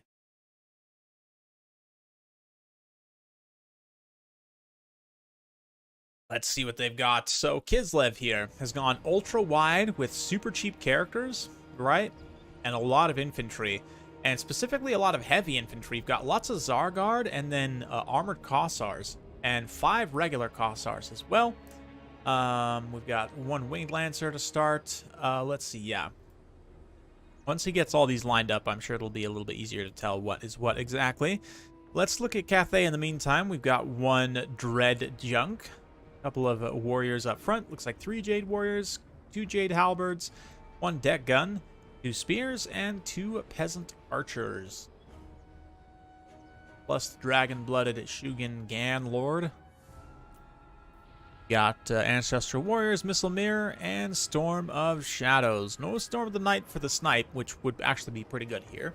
But for Kislev now, there's Armored Kossars up front. We've got 1, 2, 3, 4, 5 Armored Kossars up front. 1, 2, 3, 4, 5 Kossars plus 1 Spear for 6. Then Zargard, aforementioned Winged Lancers, and the Ice Witch coming in with Lore of Ice with the Frost Shield passive for extra missile block chance, and Ice Sheet as well as Ice Maiden's Kiss, plus the Guardian's Call for a Snow Leopard summon. There you go.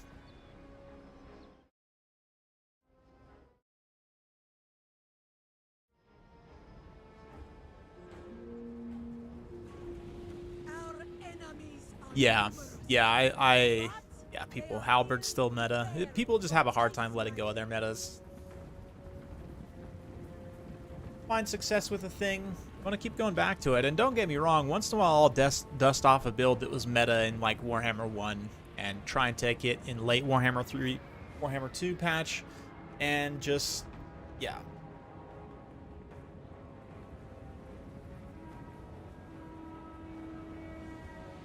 Yeah. Anyway, I'm totally losing my train of thought. Getting distracted by some stuff.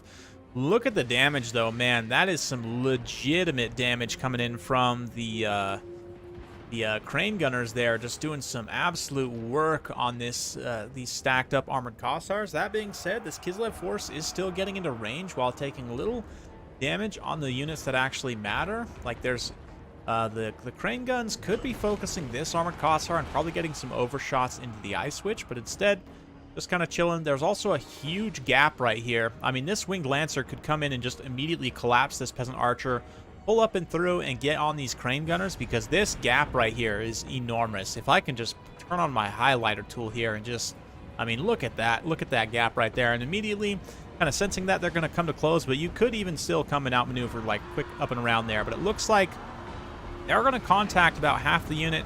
More spears coming through. Do manage to pull through. There's maybe like 5 or 6 Winged Lancers that are going to get caught up there. More are going to get caught up in these spears, though. But they do manage to get in, interrupt the Crane Gunners. The focus from all the Kossars was pretty legit anyway. You got to understand that once this concave pulls up on your station, right, you've got all these bows and pistols that are just going to mass focus fire, and those Crane Guns are done for already. Not to mention some nice ice magic coming through here on this nice Cathayan blob. We've got the Kislev Cav sweeping up and through. So, I mean, the damage is legit on the approach, but now, like, the Sky Junk, too, is in huge trouble. It doesn't know it yet, but the focus fire from all the pistols and the bows will start to take it down very quickly, despite the high HP of the Sky Junk. Another Winged Lancer comes through, and they're unstoppable at this point. I mean, the Halberds are nowhere to be found. There's no Cathayan Cavalry to protect either. Jade Lancers are super essential in every matchup now. And, like, yes, we've got a Sentinel on the field, but its presence is relatively limited to one space in the battlefield. And look at this Cathayan infantry line just crumbling.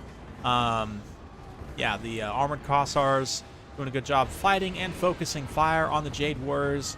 Winged Lancers kind of pull back up and away. Let's see here. Some ranged units do start to come back from Cathay. Those Crane Guns can make their presence felt, even as tattered as they are in the distance there. We do have the summoned Snow Leopard as well, just keeping the Terracotta Sentinel frostbitten and bogged down.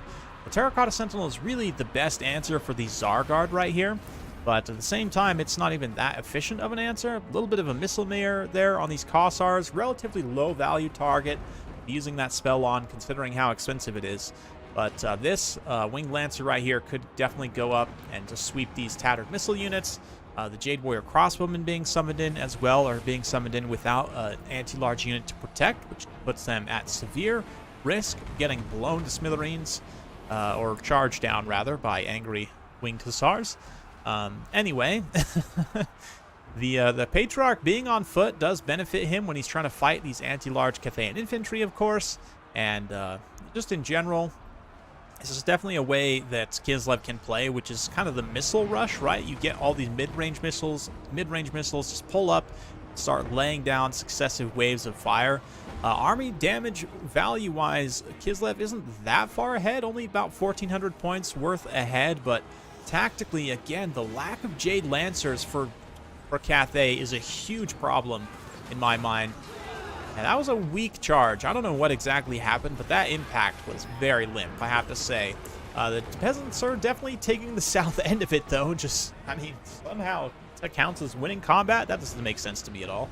But I guess since the Lancers are just taking damage from the Jade Warriors and everything else, I don't know. Anyway, Cathayan Infantry, the Halberd Infantry, this is a nightmare situation for them. They're just, you know, stacked up on formation attack, not getting very many animations in. They're getting mowed down from multiple angles here. The Armored Kossars are starting to run out of pistol ammunition. They can now move into close quarters with their axes and start to give some damage that way. Yeah, decent enough combat stats, definitely, to hang with the Cathayan units in melee, no question about that. But unfortunately for Kislev, the Sky Junk, although the initial focus was pretty solid, Sky Junk has been able to come back and just continue to dish out damage, and Dodoxin's not far enough behind on army damage value that it's going to be bad. He is also doing a great job retreating his tattered units anytime he can. Unfortunately, he did have a couple shatter here, and the fact that these Crane Guns are just like slowly meandering off the side of the battlefield costs them so much extra time. Finally, we have some Jade Lancers being brought in. Better late than never, I guess. It certainly will help Dodoxin come back in this fight if he can utilize them effectively, screen out some of this Kislev cavalry. Believe it or not, the Jade Lancers are actually in many ways just superior to Wing Lancers right now, and those are actually Kossovite dervishes, so they've got to be extra careful. They will 100% lose that fight. That being said, Ice Witch also still kind of hanging around. We've got more Zargards coming in. armored Cossars that are out of ammunition and super tattered like this, again, for Tim the Wilder, a better practice probably just to retreat them. And it looks like we've got... Are these actual real snow leopards? Yeah, neither of these snow leopards, it looks like, are summoned. So that's nice. They can kind of 2v1 here on this Sentinel, do some pretty good damage in that way. Ooh, the Dragon-Blooded Shugengun Lord lands. That's very dangerous. I would probably get both of these Snow Leopards and actually come attack the Dragon-Blooded Lord. Maybe even get the Ice Witch, who also has Frostbite, to come in here, go 3v1 and try and snipe the Dragon-Blooded Lord, perhaps. But over here, great use of the Kossar Spears in support of the Dervishes to go against the Jade Lancers there. I love that kind of combined arms play there. And utilizing that spear unit, hybrid spear unit in melee. Definitely very strong. Missile Mirror cast here. A little bit of an odd choice as the Cathayan caster then charges in melee, which prevents a lot of the unit models from actually firing. So a little bit of a inefficient use of magic there, but that's fine. This Sentinel also just about to go down, which is a lot of value lost. A lot of value lost. A lot of presence lost, too. I mean, I said earlier, it doesn't occupy much space, so presence is somewhat limited, but the terror is definitely very real. Great job by the Snow Leopards just getting it isolated and wearing it down. A kind of a classic example of two, single entities that even you add their full HP amounts together, they're probably not even close to the Sentinel, but 2v1, they just very efficiently take it down, especially with a single entity that has big, slow attacks like Sentinel versus a couple of quick little guys. The two quick little guys, 2v1, will almost always win.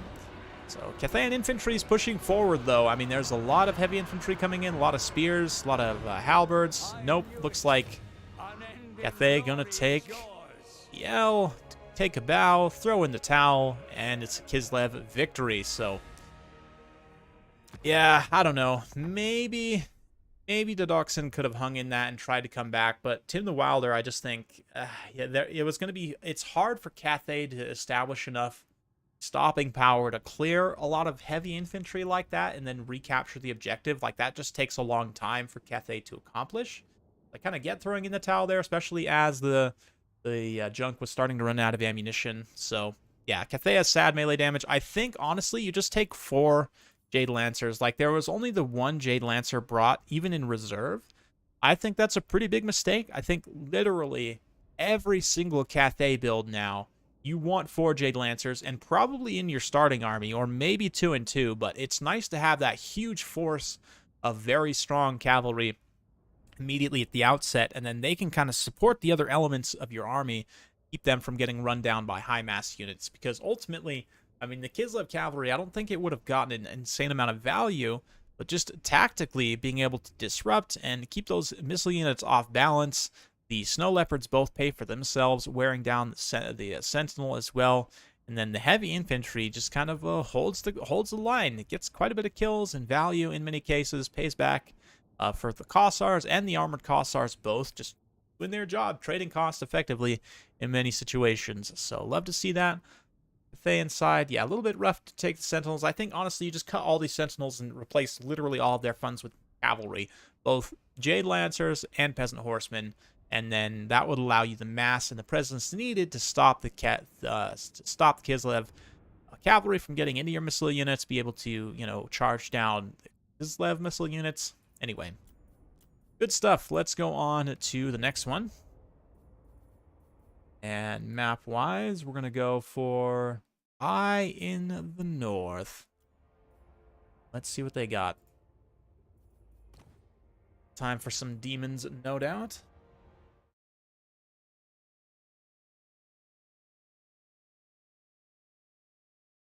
Yeah, like a multi-model terracotta, like a mini terracotta unit with like 12 or 18 or whatever. Like, yeah, I could see that being pretty good.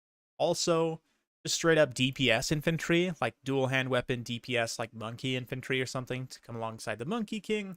But yeah, right now your #1 anti-infantry tool is 100% Jade Lancers, and you should have 4 in every build.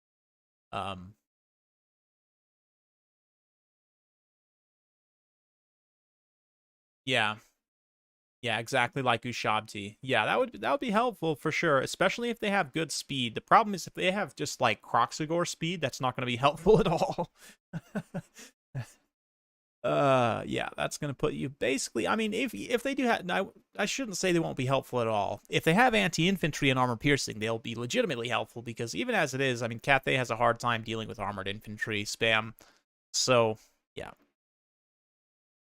but we'll see. It all depends on what Games Workshop wants to do because not only Creative Assembly but Games Workshop, right? And it's kind of the dance between those two companies trying to balance each other out. And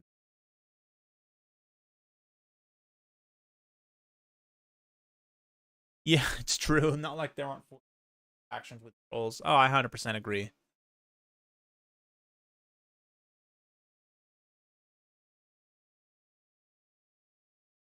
Yeah, there's how many factions with giants, which actually I really hope that they at some point give giants the spawn treatment where each giant is like slightly different and unique. Maybe some of them maybe you give the beastman giant poison and slightly less weapon strength. Or maybe you give the I don't know. Maybe you give the chaos giant a little bit of magic damage. Maybe you give the Norskin damage frostbite. Maybe I don't know. Yeah, you know what I'm saying? Just like give the different giants from the different factions different traits so that they're all just that little bit of unique. Love that little bit of extra flavor.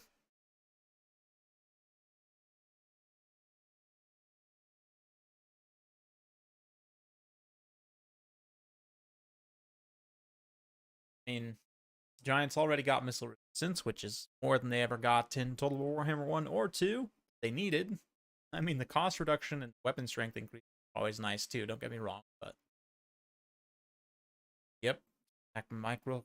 Apologize about that.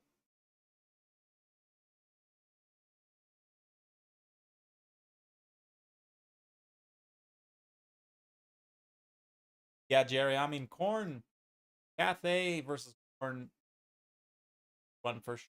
Like, bloodletters, your entire army, literally. Like, your cavalry, Jade Lancers just get murdered by bloodletters. So, basically, it's like, can you spam enough spells and other, effects? Maybe try and do some range damage to deal with the bloodletters.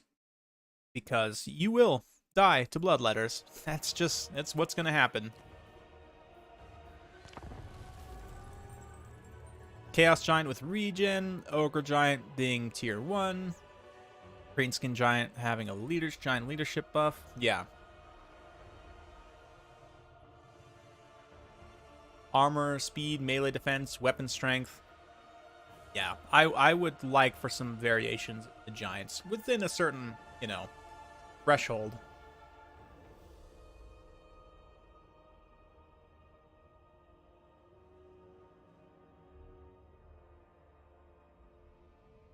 My cat is now sitting at the back of my desk staring at me.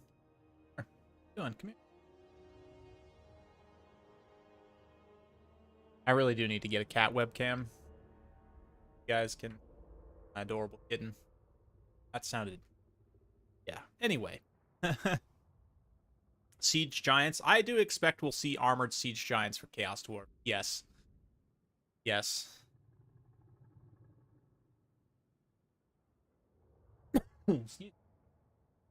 That is something I expect we will see at some point. Chaos Dwarf's roster. And in general,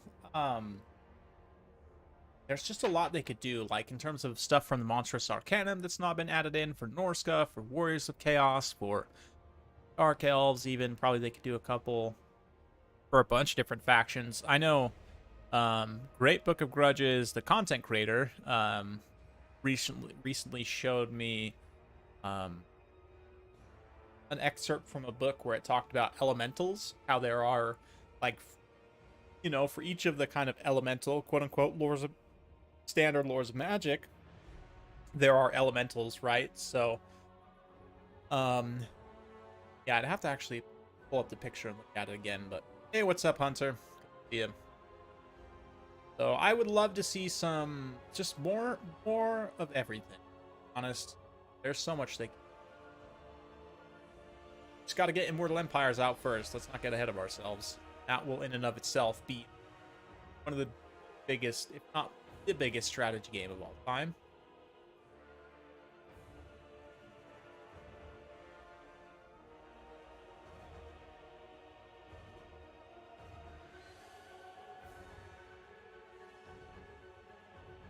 Summoned elementals could be cool, or even as units, like, especially if we get, like, Araby or, you know, some other kind of factions that may have ties to certain elementals or certain lores of magic more. Just maybe they add, like, an elementals DLC, where they, you know, if you have access to a certain lore of magic, then you also just automatically get access to that elemental. I don't know. There's quite a bit they could do with it, perhaps.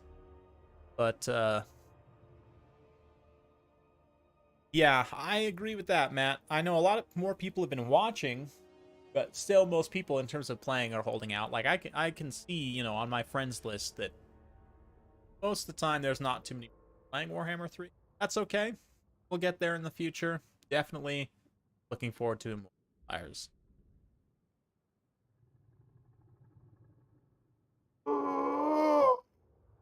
Oh, big stretch. You know, it's scientifically proven that if you grunt while stretching, it's actually better for you. Stretches you more. Did you know that? Now you know. Congratulations. You guys ready? Are we gonna have a Zinchmere? Are we really doing a Zinchmered right now? Oh boy. Here we go. At least they're getting it out of the way in this capacity. You know, the best counter for Zinch is obviously. Everyone knows that.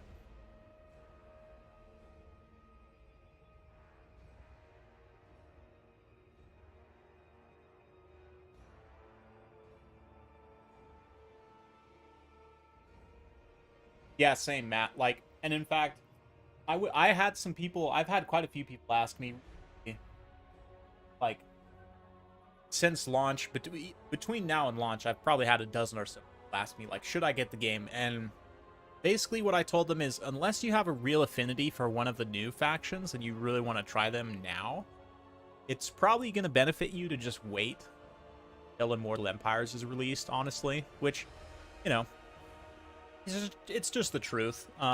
Like I said, unless you want to jump in and get the hang of the new multiplayer systems, maybe get a head start on learning Domination, or alternately helping to sort of give feedback and helping to shape the game as it goes on. Like, really, you need to be engaged with the game to do that effectively. So, people who are in that situation, I would say definitely worth it to get the game. You know, like I said, if you have an affinity for Cathay, Kislev, one of the Chaos factions, you really love them, it's favorite thing, absolutely probably worth getting the game right now and playing, especially in 1.2. The game's in a much better place than it was on launch, even just within the Realms of Chaos campaign, and other quality of life updates have really, for me at least, I've now finished almost all of the major factions. The only one I haven't fully finished is Nurgle, I think. Yeah, Nurgle now is the only one. Well, no, I don't think I technically beat Ogres. I got pretty far into Grease's campaign on my own. But, yeah, so I haven't beat Ogres or Nurgle yet. But all the other campaigns I've actually beat. So, I've definitely been enjoying it. Even on campaign.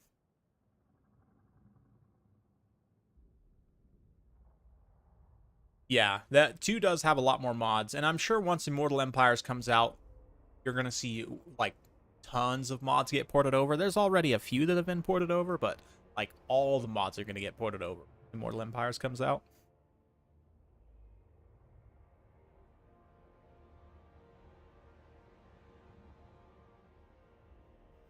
Yeah. Yeah, Kislev isn't sled spam anymore. Glorious. Bring out the glorious Griffin out. Else. Yeah, the Winged Lancers in general.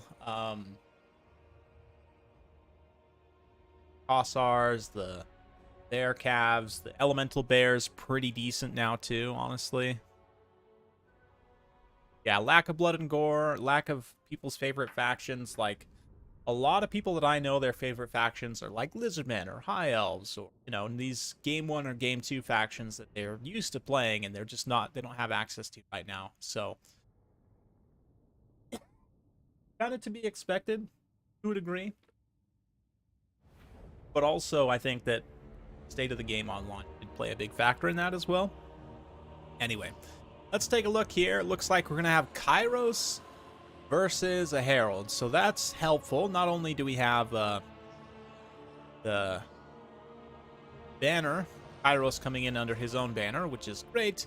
And we have this guy here, Chromie, who's also coming in under a different banner. So that's great. We'll take a look at Tim the Wilder's Kairos first. He's got a Soul Grinder, some Forsaken, 4 Forsaken, and then 3 Blue Horrors, and that's it. Fairly straightforward. For Dodoxin's Herald, he's got some Spawn, Blazing Squealers, 2 Horrors, Cultist, Pink Horrors, Forsaken, and some more Pink Horrors. So definitely Tim going with a much heavier melee focus. That being said, the Blazing Squealers are a really nice touch here, and a lot of people don't realize, but the Cultist of Tzeentch is actually just straight up OP. He didn't actually bring what makes him super OP. He didn't bring the Wand of Whimsy. But basically, there's a strategy for Tzeentch right now where you literally just bring horrors only, pretty much. You might bring like 1 or 2 dedicated melee units, but for the most part, you just bring horrors. You don't even bring spells on your lord. You just bring a cultist only with spells, and you only just spam the cheapest possible. You spam Fireball and Cascading Fire Cloak or Kindle Flame, and because Wand of Whimsy is map wide, it gives you a map wide melee attack buff and something else. So then when those blue horrors, pink horrors get into combat, inevitably they will not only deal more damage with their flaming attacks, but of course have more melee attack to get hits with. So yeah, I don't know. I haven't seen too much of that. Maybe I'm the only one that thinks it's like actually wildly overpowered, because you do have to take a cultist and like spam spells on him and keep him alive. But Cotton Candy Wars. Weaponized demonic cotton candy. I love it. I don't know exactly. Oh yeah, I was gonna say I don't know exactly what the Soul Grinder's been shooting at, but then I realized he's been doing some pretty solid damage to the Herald of Tzeentch there. He does count as a large target even on the disc, so be aware of. Leadership, that's right, leadership and melee attack.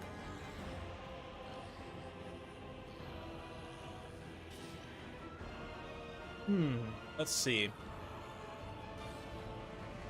Let's see what they got. Blues, blues, and more blues. Getting ready to tee off. This is an interesting map because with Tzeentch, you don't really have the range. Normally with range factions, you could set up right here and kind of fire down into the objective, but it's a little bit trickier with Tzeentch because of limited range. But a nice initial volley there, a little bit of barrier damage, and more barrier damage on the Blazing Squealers. Look at that, though, man. Dodoxin's Herald just getting chunked by Tim, and just generally not having a good time with it at all. So that is fairly rough. And yeah, sorry, someone's just trying to message me on the side. But yeah, but at the same time, the Soul Grinder doesn't have a ton of ammunition. I guess we'll see if there's a Blazing Squealer perhaps in reserve for Kairos or Tim the Wilder. But a big clash in the center. Forsaken getting into combat with the blues. This is going to be great for them. And all the lights and colors and fire. And Kairos jumps in. He's going to do a few quick attacks to banish those blue horrors. Little triangle of doom there. Love that attack animation. Yeah, anyway. So, this is what's happening. We'll see. Right now, Tim the Wilder is in a pretty good position so far. He's managed to pretty much claim the center objective. He's got a nice isolation collapse here on this unit of Forsaken with his 2 Forsaken, although we do have some more Forsaken coming over here. Definitely not totally Forsaken. They're remembered at the very least. We've got more Forsaken over here, more blues coming in, more pinks here as well. And so far, yeah, Soul Grinder helping do some pretty serious damage. The Herald did manage to get his barrier back up, and more pink horrors moving in as well. The Squealers still keeping their barrier down, but haven't really taken too much real HP damage. So they're definitely in a position to continue just whittling away. Going to counter push here. Tim the Wilder is slightly ahead, but nothing too crazy. Ooh, we're going to see a magic missile. Let's go. Come on. Right in the side here. Nope. What is he doing? There we go. No? What? Oh, he's trying to hit this guy. I was like, man, expecting just a straight side shot through that infantry, and instead tries to hit the Herald there with another and another. Is Kairos actually bugging out and just not casting right now? There we go. I was going to say, Kairos with his cooldown, the way that his cooldown works, you can pretty much just spam that spell repeatedly. But there's some weird stuff going on with the targeting of that spell. That being said, once the barrier is down, then the Soul Grinder can try and get a snipe, and this kind of long-range counter-snipe of the Herald has been pretty strong so far. It's putting Tim in a very good position, almost 2,000 ahead on army damage value, and a commanding position on the center objective. A little bit of a mistake. He hasn't capped his own home objective yet. Excuse me, but... and these spring allergies been killing me. When I walked out my car the other day, it was like 2 or 3 days ago, and it was just covered in pollen, like just legit covered in pollen. I'm like, okay, like what am I doing right now, guys? Anyway, some pretty serious fire coming in. The counter push is very real. We've got tons of pinks and blues on station. The Squealers, also Cultist. Unfortunately, Burning Head is not very good right now. Otherwise, it might be a viable option to help clear through some of these pinks and blues of Tim. But definitely doing okay. The Dachshunds managed to reclaim quite a bit on army damage value in the last minute or so. Now, within 900 points. Looking pretty good. That comeback mechanic definitely being felt very strong. I love this, though. The Furies are going to come kind of fix these pinks in melee. Not allow them to fire as much as possible. And then I was expecting some kind of bombardment. Yeah, we don't have the big bombardment, unfortunately, but Kairos does have... Oh, no, it is the big bombardment. Okay. So the template looked kind of small at first. Looks like the pinks might be able to somewhat escape that area of effect, but not before taking quite a bit of damage. Kairos also comes in to do a little bit of disruption here. Maybe get some attacks on the Cultist. He's got to be careful. The Cultist actually with Flaming Sword of Ruin is not a pushover. Considering Kairos' kind of weak stats, but he literally does get pushed over, though, if, in case you're wondering. Anyway, spawns there in the center, kind of getting mass fired from multiple angles by blues. This push forward off of the objective, like, I get you want to come disrupt this high ground, so these pinks and blues can't just fire down on the objective with impunity, but even still, Tim hasn't taken his home ground objective. I mean, I guess he's just trying to not feed too many comeback points to Dachshund so that this value damage lead he has stays real, because it's not that much of a value damage lead, but maybe worth sending something. I don't know if this is intentional or not, but you definitely want to send something over there to finish that capture. Or you could even just come in and capture his home objective and then just leave this one in case you need it for later. I don't know. There's some strategy and considerations there, because the comeback mechanic is just strong enough. You do need to think about it. But that being said, I mean, yeah, looks like this one's about to fall. And points-wise, they're neck and neck, so definitely no one's getting any kind of comeback. But soon it will. Give it some time. And you could even go for the greedy 3 cap at this point and try and really just put the dagger to them. Stop them from generating any points at all, which, I mean, you already stopped them from generating, I should say. Now, though, you just want to really maximize your own points generation, because you're guaranteed to be giving some comeback points soon anyway. You might as well go all in. Speaking of all in, this is a nasty bombardment there, just literally fully finishing off multiple units of Kairos' force. Kairos himself manages to escape. The Soul Grinder does as well, with a handful of volleys left. But, wow, that was intense. That did some pretty good damage. That being said, though, finishing off those very tattered units almost in a way does a service to Kairos, in that he'll now be able to resummon them in fairly short order. But it does give Dachshund a momentary numbers lead on the field, and in terms of army value damage, he's pretty close. He's still not fully 3-capped, though, as, yeah, these blues are still not in control of this objective here. So, objective number 3 shortly will be secured, though, finally. and that will give a legit 3 cap, at least for a few seconds. If he had capped that earlier, I almost think, yeah, I might have been good. I mean, definitely be feeding a lot of extra supply even now already, but as it is, we're just now starting to cross the threshold where Doxin will start getting extra supply, and he's just about to seize this other objective anyway, so he's not going to be that far behind. Yes. Ore of Burning Head is very strong in Game 2, you're right. So I kind of get why they nerfed it into the ground, just to at least give us a few patches where it's not the only spell you'd want to take from that lore. But nice. Those extra shots just going down into the lava there. We've also got a Flaming Sword of Ruin, which doesn't do all that much for these guys, considering they already have flaming magic damage. Just increases their base weapon damage a little bit. I guess it gives Kindle Flame, which does help. It's 20% damage increase. Definitely not nothing, but looks like Tim the Wilder just getting the better of these kind of shooting engagements here once again. And Kairos does need to be careful. The generic Lord of Change gets brought in here, and he's going to challenge Kairos in melee. Thankfully, Kairos can just screen through his own infantry there, get back up into the air. And yeah, looks like Tim's going to probably be able to hold on and win this. He's not necessarily feeding enough catch-up supply in order to sort of make up for this 2,000 point gap currently. And especially given the fact that he's still getting good engagements. Like, it's not like he's necessarily about to lose a bunch of units or about to lose out on an objective. Like, he's still in a fairly comfortable position here with plenty of blues supporting Kairos, more Forsaken on the way. A nice comeback attempt, but maybe it was smart to not actually cap that objective and feed your opponent too much supply and just be able to continue to trade cost effectively.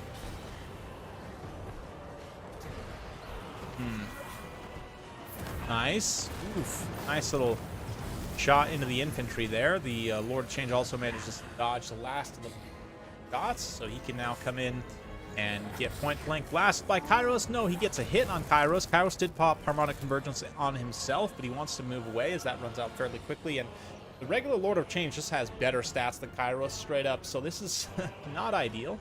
But Kairos is going to try and bring in some support units, perhaps a screen. Yep, we've got some Furies up in the air here, attacking this Lord of Change, and now suddenly things turn around for him a little bit, literally, as Kairos turns around. Blasts mostly his own Furies, but does get a chunk of the Lord of Change there. Now could perhaps charge in. He does have a 20 charge bonus, which is definitely not nothing.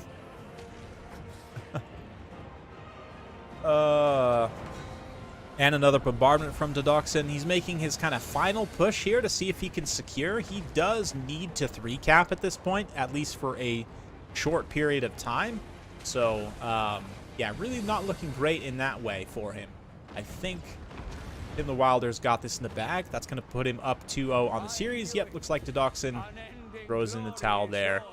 And that's going to be a victory for Kairos in the Tzeentch Mirror. Credit to the combination of Kairos and the Soul Grinder, which does pay for itself. Likewise, just the stronger melee focus I kind of figured would do well here. The Knights never got used. I was going to say both of these guys, I would probably take a couple of Knights in this matchup. Because Tzeentch, weirdly enough, doesn't have the best tools for dealing with very good armored heavy cavalry. Except, you know, spells and stuff, but then, you know, with the fine snipe too, where you're sniping your spellcaster, that's good. Spam of blues and pinks is definitely quite strong, but at the end of the day, loss of the Herald with doing literally no damage is definitely very painful. So anyway, let's go on and go to the next map. Looking at Discord once again, we're gonna go to Galleon's Cove. And we'll let them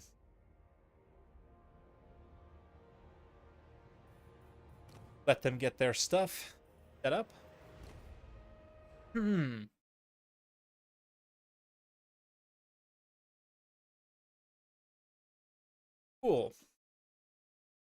2 o'clock in the afternoon. Been running for about 4 hours now on the run time. Stream time's about 2.5 hours. Great time, guys. We're making great time on this series. Let's see if Tim the Wilder can finish it off. This is his ace match, so to speak. If he can win here, that will be a victory in the series. Loxen's definitely on his last stand, but we've seen wilder things last week. Had a full-on 5-game series, so definitely it's possible to just go 3 and out and win it all, right? For the Loxen. Gotta win this one first. Nurgle Mirror. Don't say that, Jerry. Don't put that out there. Don't put that on me, Ricky Bobby.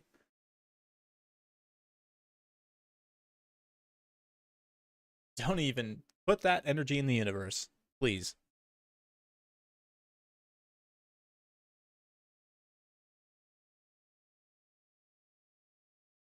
Yeah, in that matchup, I might honestly open with triple knights.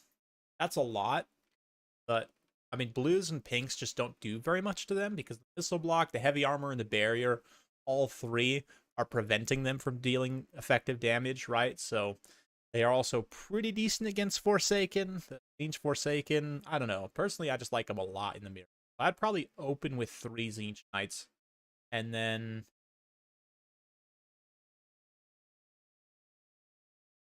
yeah, I'd probably honestly go, like, full melee rush, legit, with 3 Knights leading the way. The heavy armor and the shields. So juicy.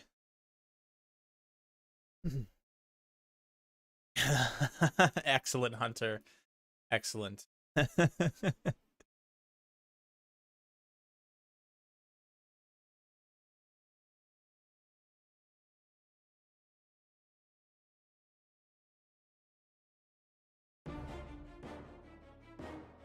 Yes, nothing left.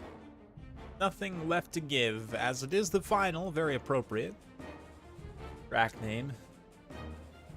Cold War soundtrack.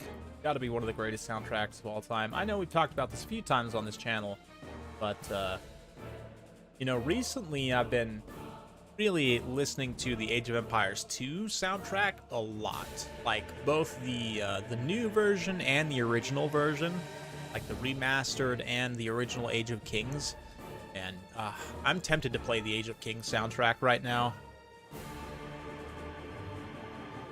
I mean, this is not an Age of Empires, so it's a little bit... I mean, I don't feel as bad playing, like, other Total War titles alongside a Total War game. Honestly, it doesn't matter. I can pretty much do whatever I want, right? But, I don't know.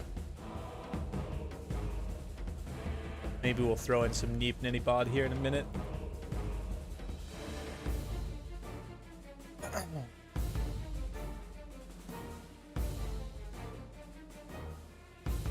Oh, what else? Of course, Elder Scrolls, Fallout, those have great soundtracks as well.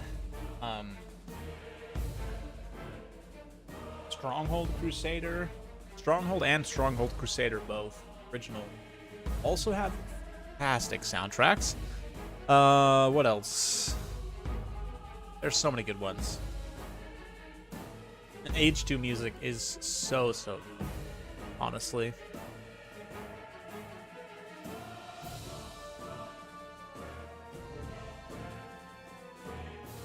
Rome 2. I mean, I would say almost all of the Total War soundtracks are dynamite. I can't really think of one off the top of my head that's not 8. Even Attila, like the throat singing, is just so thematic and awesome. Like, Rome 1 has a lot of very classic, memorable tracks as well. Rome 2 maybe wasn't quite as memorable, but in terms of atmosphere, they 100% nailed it. Warhammer has consistently been great. I wish that they had more sort of themes, right? Like, a lot of the Game 1 Order factions share the same Empire theme, right? Like, Dwarfs, Empire, Bretonnia, Wood Elves all share the same Order theme, whereas in Game 2, like, the Lismen have their own, Isles have their own, right? Tomb Kings have their own. So, I don't know if that's probably outside of the scope of what's possible for Total War Warhammer 3, but it would be really cool if they did make tracks, like, keep the classic Empire theme for Empire, and then you maybe create, like, a slightly new version for Bretonnia. Maybe you create, like, a slower, grindier version for Dwarfs, maybe you create like a much faster, kind of frenetic, but at the same time very natural sounding one for Wood Elves. I don't know. Could also do a custom one for the Beastmen, Norska, and Chaos, Warriors of Chaos, and say all share tracks. I don't know. I'm a music guy. I would love for there to be more unique musics.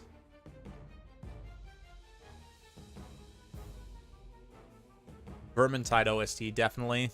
Baldur's Gate 1 and 2. Yep.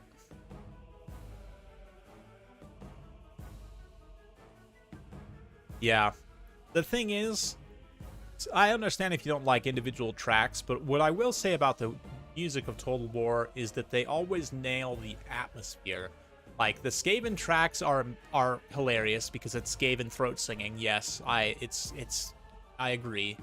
But also, it's like, I don't know, for me, it's very fitting. Like, it seems very thematic and awesome. I don't know. Maybe that's just me. I have a different opinion, and that's fine. Looks like we're going to see some more Demons versus Khorne. Be quite fond of this. Last time, I think it was a Demons versus Kislev that got beaten. I think Demons got beaten by Kislev. I'd have to go back and watch. But I'm planning on actually casting some of those games for my last tournament, because I need replays for when I'm going to be gone, so you'll see those battles again in some.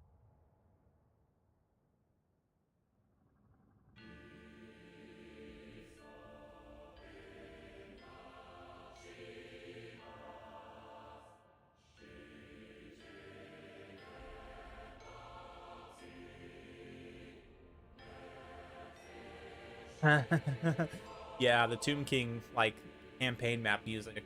Same thing, on Warhammer 3, legit, like, a lot of the music on the campaign map is really, really awesome.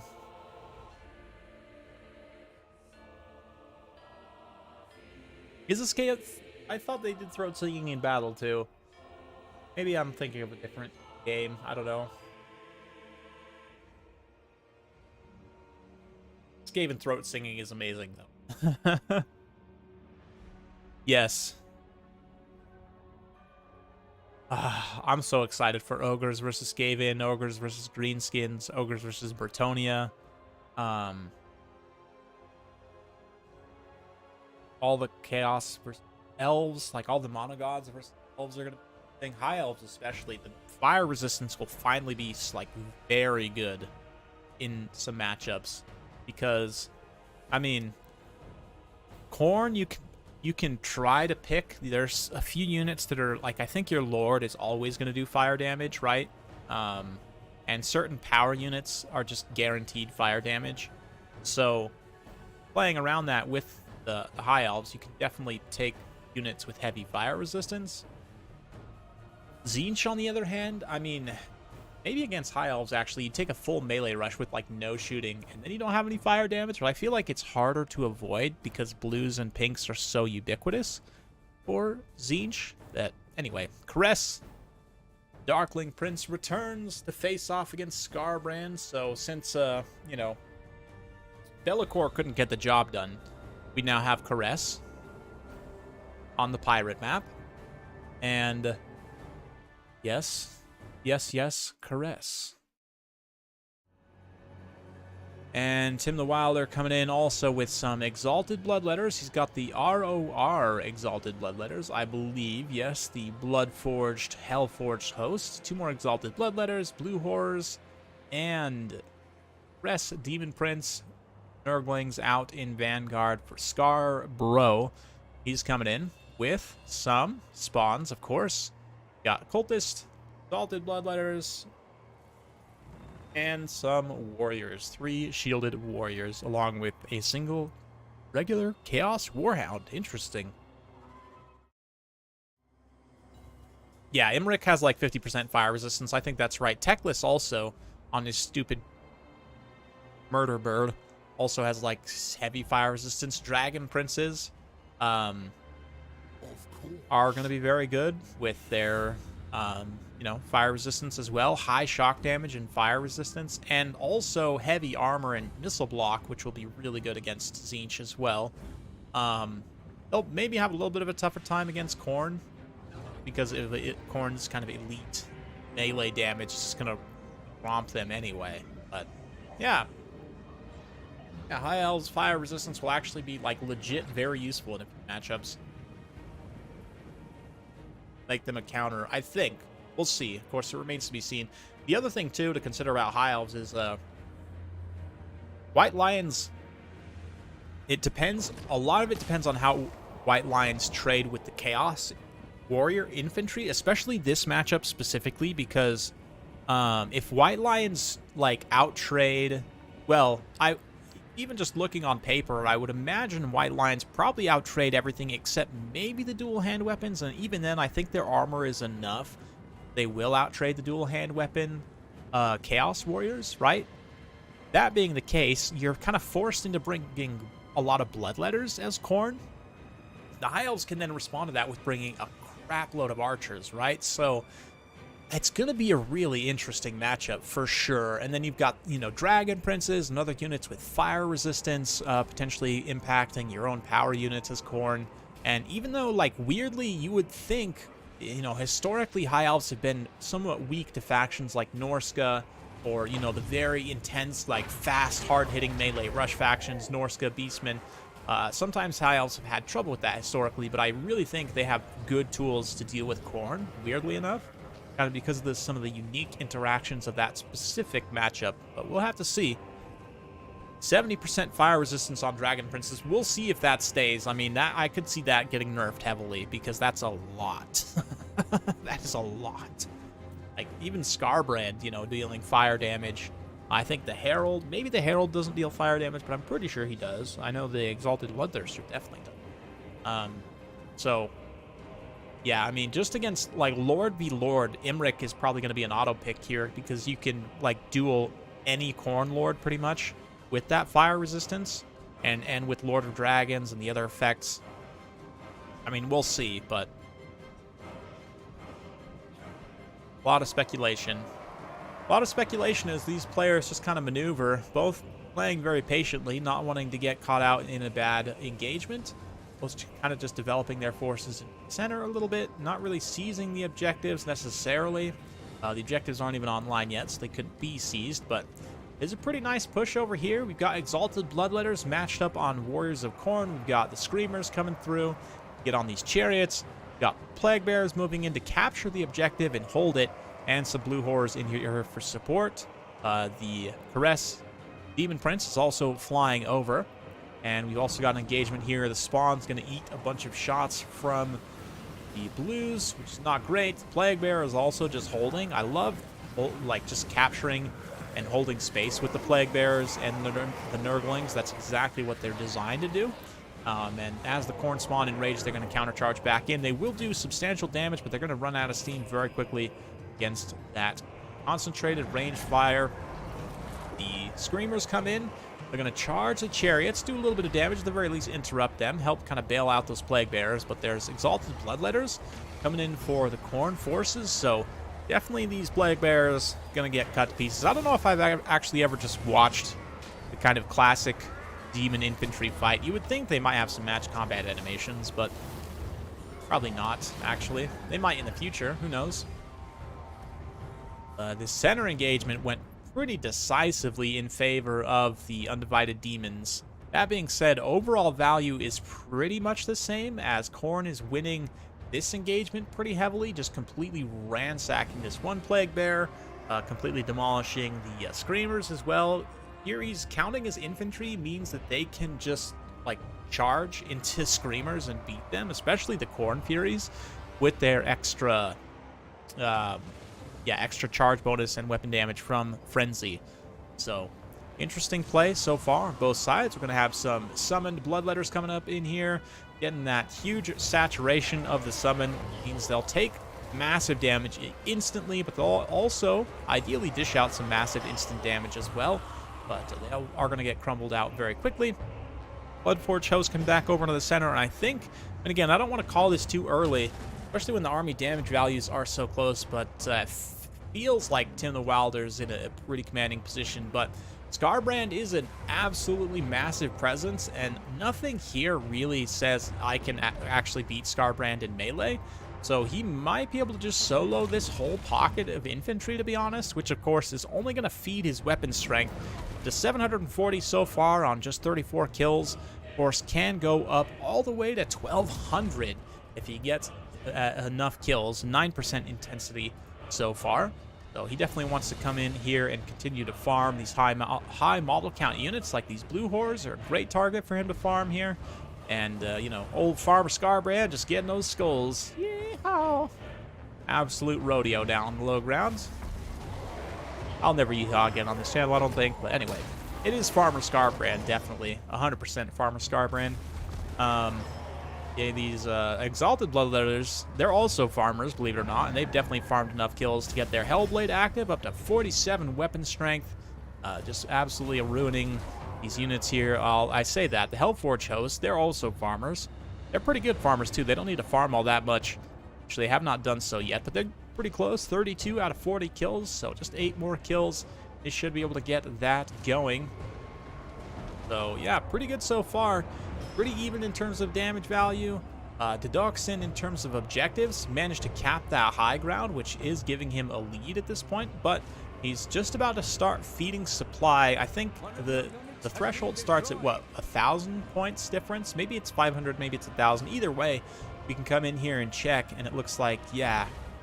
Okay, so right now, there we go. It does look like it's about 1,000, right? Because he just barely went over 1,000 ahead, and now you're seeing that extra 5 losing compensation. So it is an extra 30% supply, and considering that Tim the Wilder's already ahead on army damage value, this is a really dangerous situation for Khorne to put themselves in. But it looks like Demons of Chaos were able to resecure 1 objective to stop the bleeding. This low ground objective here was taken from Scarbrand, despite his presence. Farmer Scarbrand up to now 70 kills, and even with the poison, 706 weapon strength. He's currently 19% extra weapon strength. So we'll watch that continue to count up over time. Looks like the increased Hellblade, the Hungering Blades of the Hellforged host have been activated. And we're seeing some Bloodletters and Fleshhounds press their advantage up the hill onto that high ground objective. Just go for the greedy triple cap for the throat. End the series as quickly as possible. I definitely respect that. You know, don't allow your opponent any room to try and come back and win. Because, you know, legitimately, in a competitive tournament situation, you do want to go for the throat, so to speak, and just end the game as soon as you can, right? So it looks like he's going to go all in to do that, perhaps, with the greedy 3 cap, maybe. Coming in here, Caress getting a nice rear charge here in the center, sundering the armor so that these blue whores can trade that a little bit more effectively against those warriors, put them down to 70. And now, oof, big, brutal rear charge coming in with the Fleshhounds. The ultimate Khorne betrayal at the behest of Caress. Yes, looking very fancy with his twirling attacks there. His nice crab claw arm, just gently booping the Chaos Warriors of Khorne. And there we go. Recap has just about been achieved. Khorne is losing out that center objective. There it is. Yep, all captured for the Demons of Chaos. And so now, not only is he still getting losing compensation, he's now over 1,000 points ahead on army damage value, and getting more supply as well. So Tim the Wilder in a very good position so far. Really, Dedoxin's #1 sort of consolation is that he still has Scarbrand alive here, with a little bit of a presence down on this low ground objective. We've also got a couple of Warriors units that may try and go up here, but what is this? Yeah, Bloodletters, even just regular Bloodletters, they'll probably lose out to both of these units. They should be able to do some pretty good damage in return, and at the very least hold that objective for some time. And I mean, Scarbrand is farming just continuously, and he has got up to now 825 weapon strength, even after poison, 38% extra weapon damage. But I mean, he can really only do so much without support, and you know, get infinite number of kills, yes, but Caress will just keep summoning in these Nurglings and other cheap infantry, which Khorne just doesn't have access to.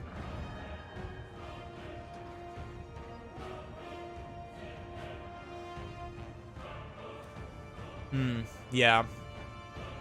Yeah, with the magic resistance changing to spell resistance does mean that previously I would have said that Silver and Guard would be like a hard counter for a lot of demons in many ways, but now with where they're going to have spell resistance, like definitely you still take them against like Zinch, maybe against even Nurgle as well, considering they have like a lot of area of effect drains, and like the Stream of Corruption also going to be pretty popular in that particular matchup. The Expert Charge Defense also will be very good against Khorne, so maybe you actually do still take them against all the demon factions because of some various traits. But yeah, Silver and Guard definitely not going to be as good as they once would have been otherwise. Like Dwarfs would have been just a straight up hard counter for all demons if they had implemented magic resistance the way it worked before. So I'm kind of happy that they changed it to spell resistance. Still need to play, obviously, Immortal Empires and see what all the effects will be, because we really won't know until we get access to Immortal Empires. But the Doxin doing his best to try and come back, but the nasty 3-cap here has just been so brutal. And we do now have some Gorby's Chariots coming in. We have some Chaos Warriors of Khorne also, but the Flesh Hounds, more Plague Bearers, and more Bloodletters also moving in. It's going to be a tough sell. Khorne is taking this low ground, though. Look at this. The Cultist comes in with the Exalted Bloodletter fully charged up. Almost 200 kills. They've got their Hellblade going. They're up to 47 weapon strength, just cleaving through everything here. You know, all these units evaporating in a big hurry. So he might be able to come back, seize this objective. The Khorne Sword drop does get this unit of Exalted Bloodletters, and then Skarbrand comes through to support the dual hand weapon warriors and the Gorby's Chariots. So definitely Dodoxin not going quietly into that good night, trying his best to at least seize back 2 objectives, but at this point he would need to full 3-cap, and I just don't think he can get that high ground objective in time. He might be able to actually come back and capture it, but at this point all the losing compensation is going to him. But I don't think it's going to be enough. This objective isn't actually being capped. I think something weird going on with the capture weight here. I guess since this unit of Bloodletters is still full health, they're outweighing all 3 of these units and not allowing the capture to take place in any reasonable amount of time. Skarbrand gets a breath attack there. Let's check in on his final weapon strength. Just about, yeah, 1.3k on his weapon strength at the end of the battle, which is just incredible. But was not able to affect the battle enough to win. Got, you know, tons and tons of kills, probably insane value. Yeah, 233 kills, actually not that much value at the end of the day. Didn't have too many high value targets to go after, other than maybe trying to challenge the Bloodletters, the Exalted Bloodletters directly, which maybe that actually would have been a good idea in hindsight, especially using the breath attacks on those Exalted Bloodletters. Probably would have been the best usage of Skarbrand there, but credit to Dodoxin. He definitely played his heart out in this series. Tim the Wilder just came for blood this time around, and he manages to take the 3-0 sweep on the series. Of course, both of these guys will be winning some prize money. It's $50 first prize for Tim the Wilder, and then $25 as a second place prize for Dodoxin. So credit to both of them. Demons of Chaos definitely showing their strength this time around. I might have to limit them to 1 ROR in the next tournament, but we'll see. I mean, I don't know that the RORs necessarily made that much of a difference. Just general kind of play, right? And yeah, Demons of Chaos definitely lost a few times as well. So anyway, that's all for today, guys. That is the victory for Tim. And let's go ahead and get on over to the bracket. Show you guys he has advanced and won today's tournament. So congratulations to him. He getting in touch about the prizes. Thank you all so much for coming out. It's been an absolute pleasure. We'll see you guys next week. Bye-bye now.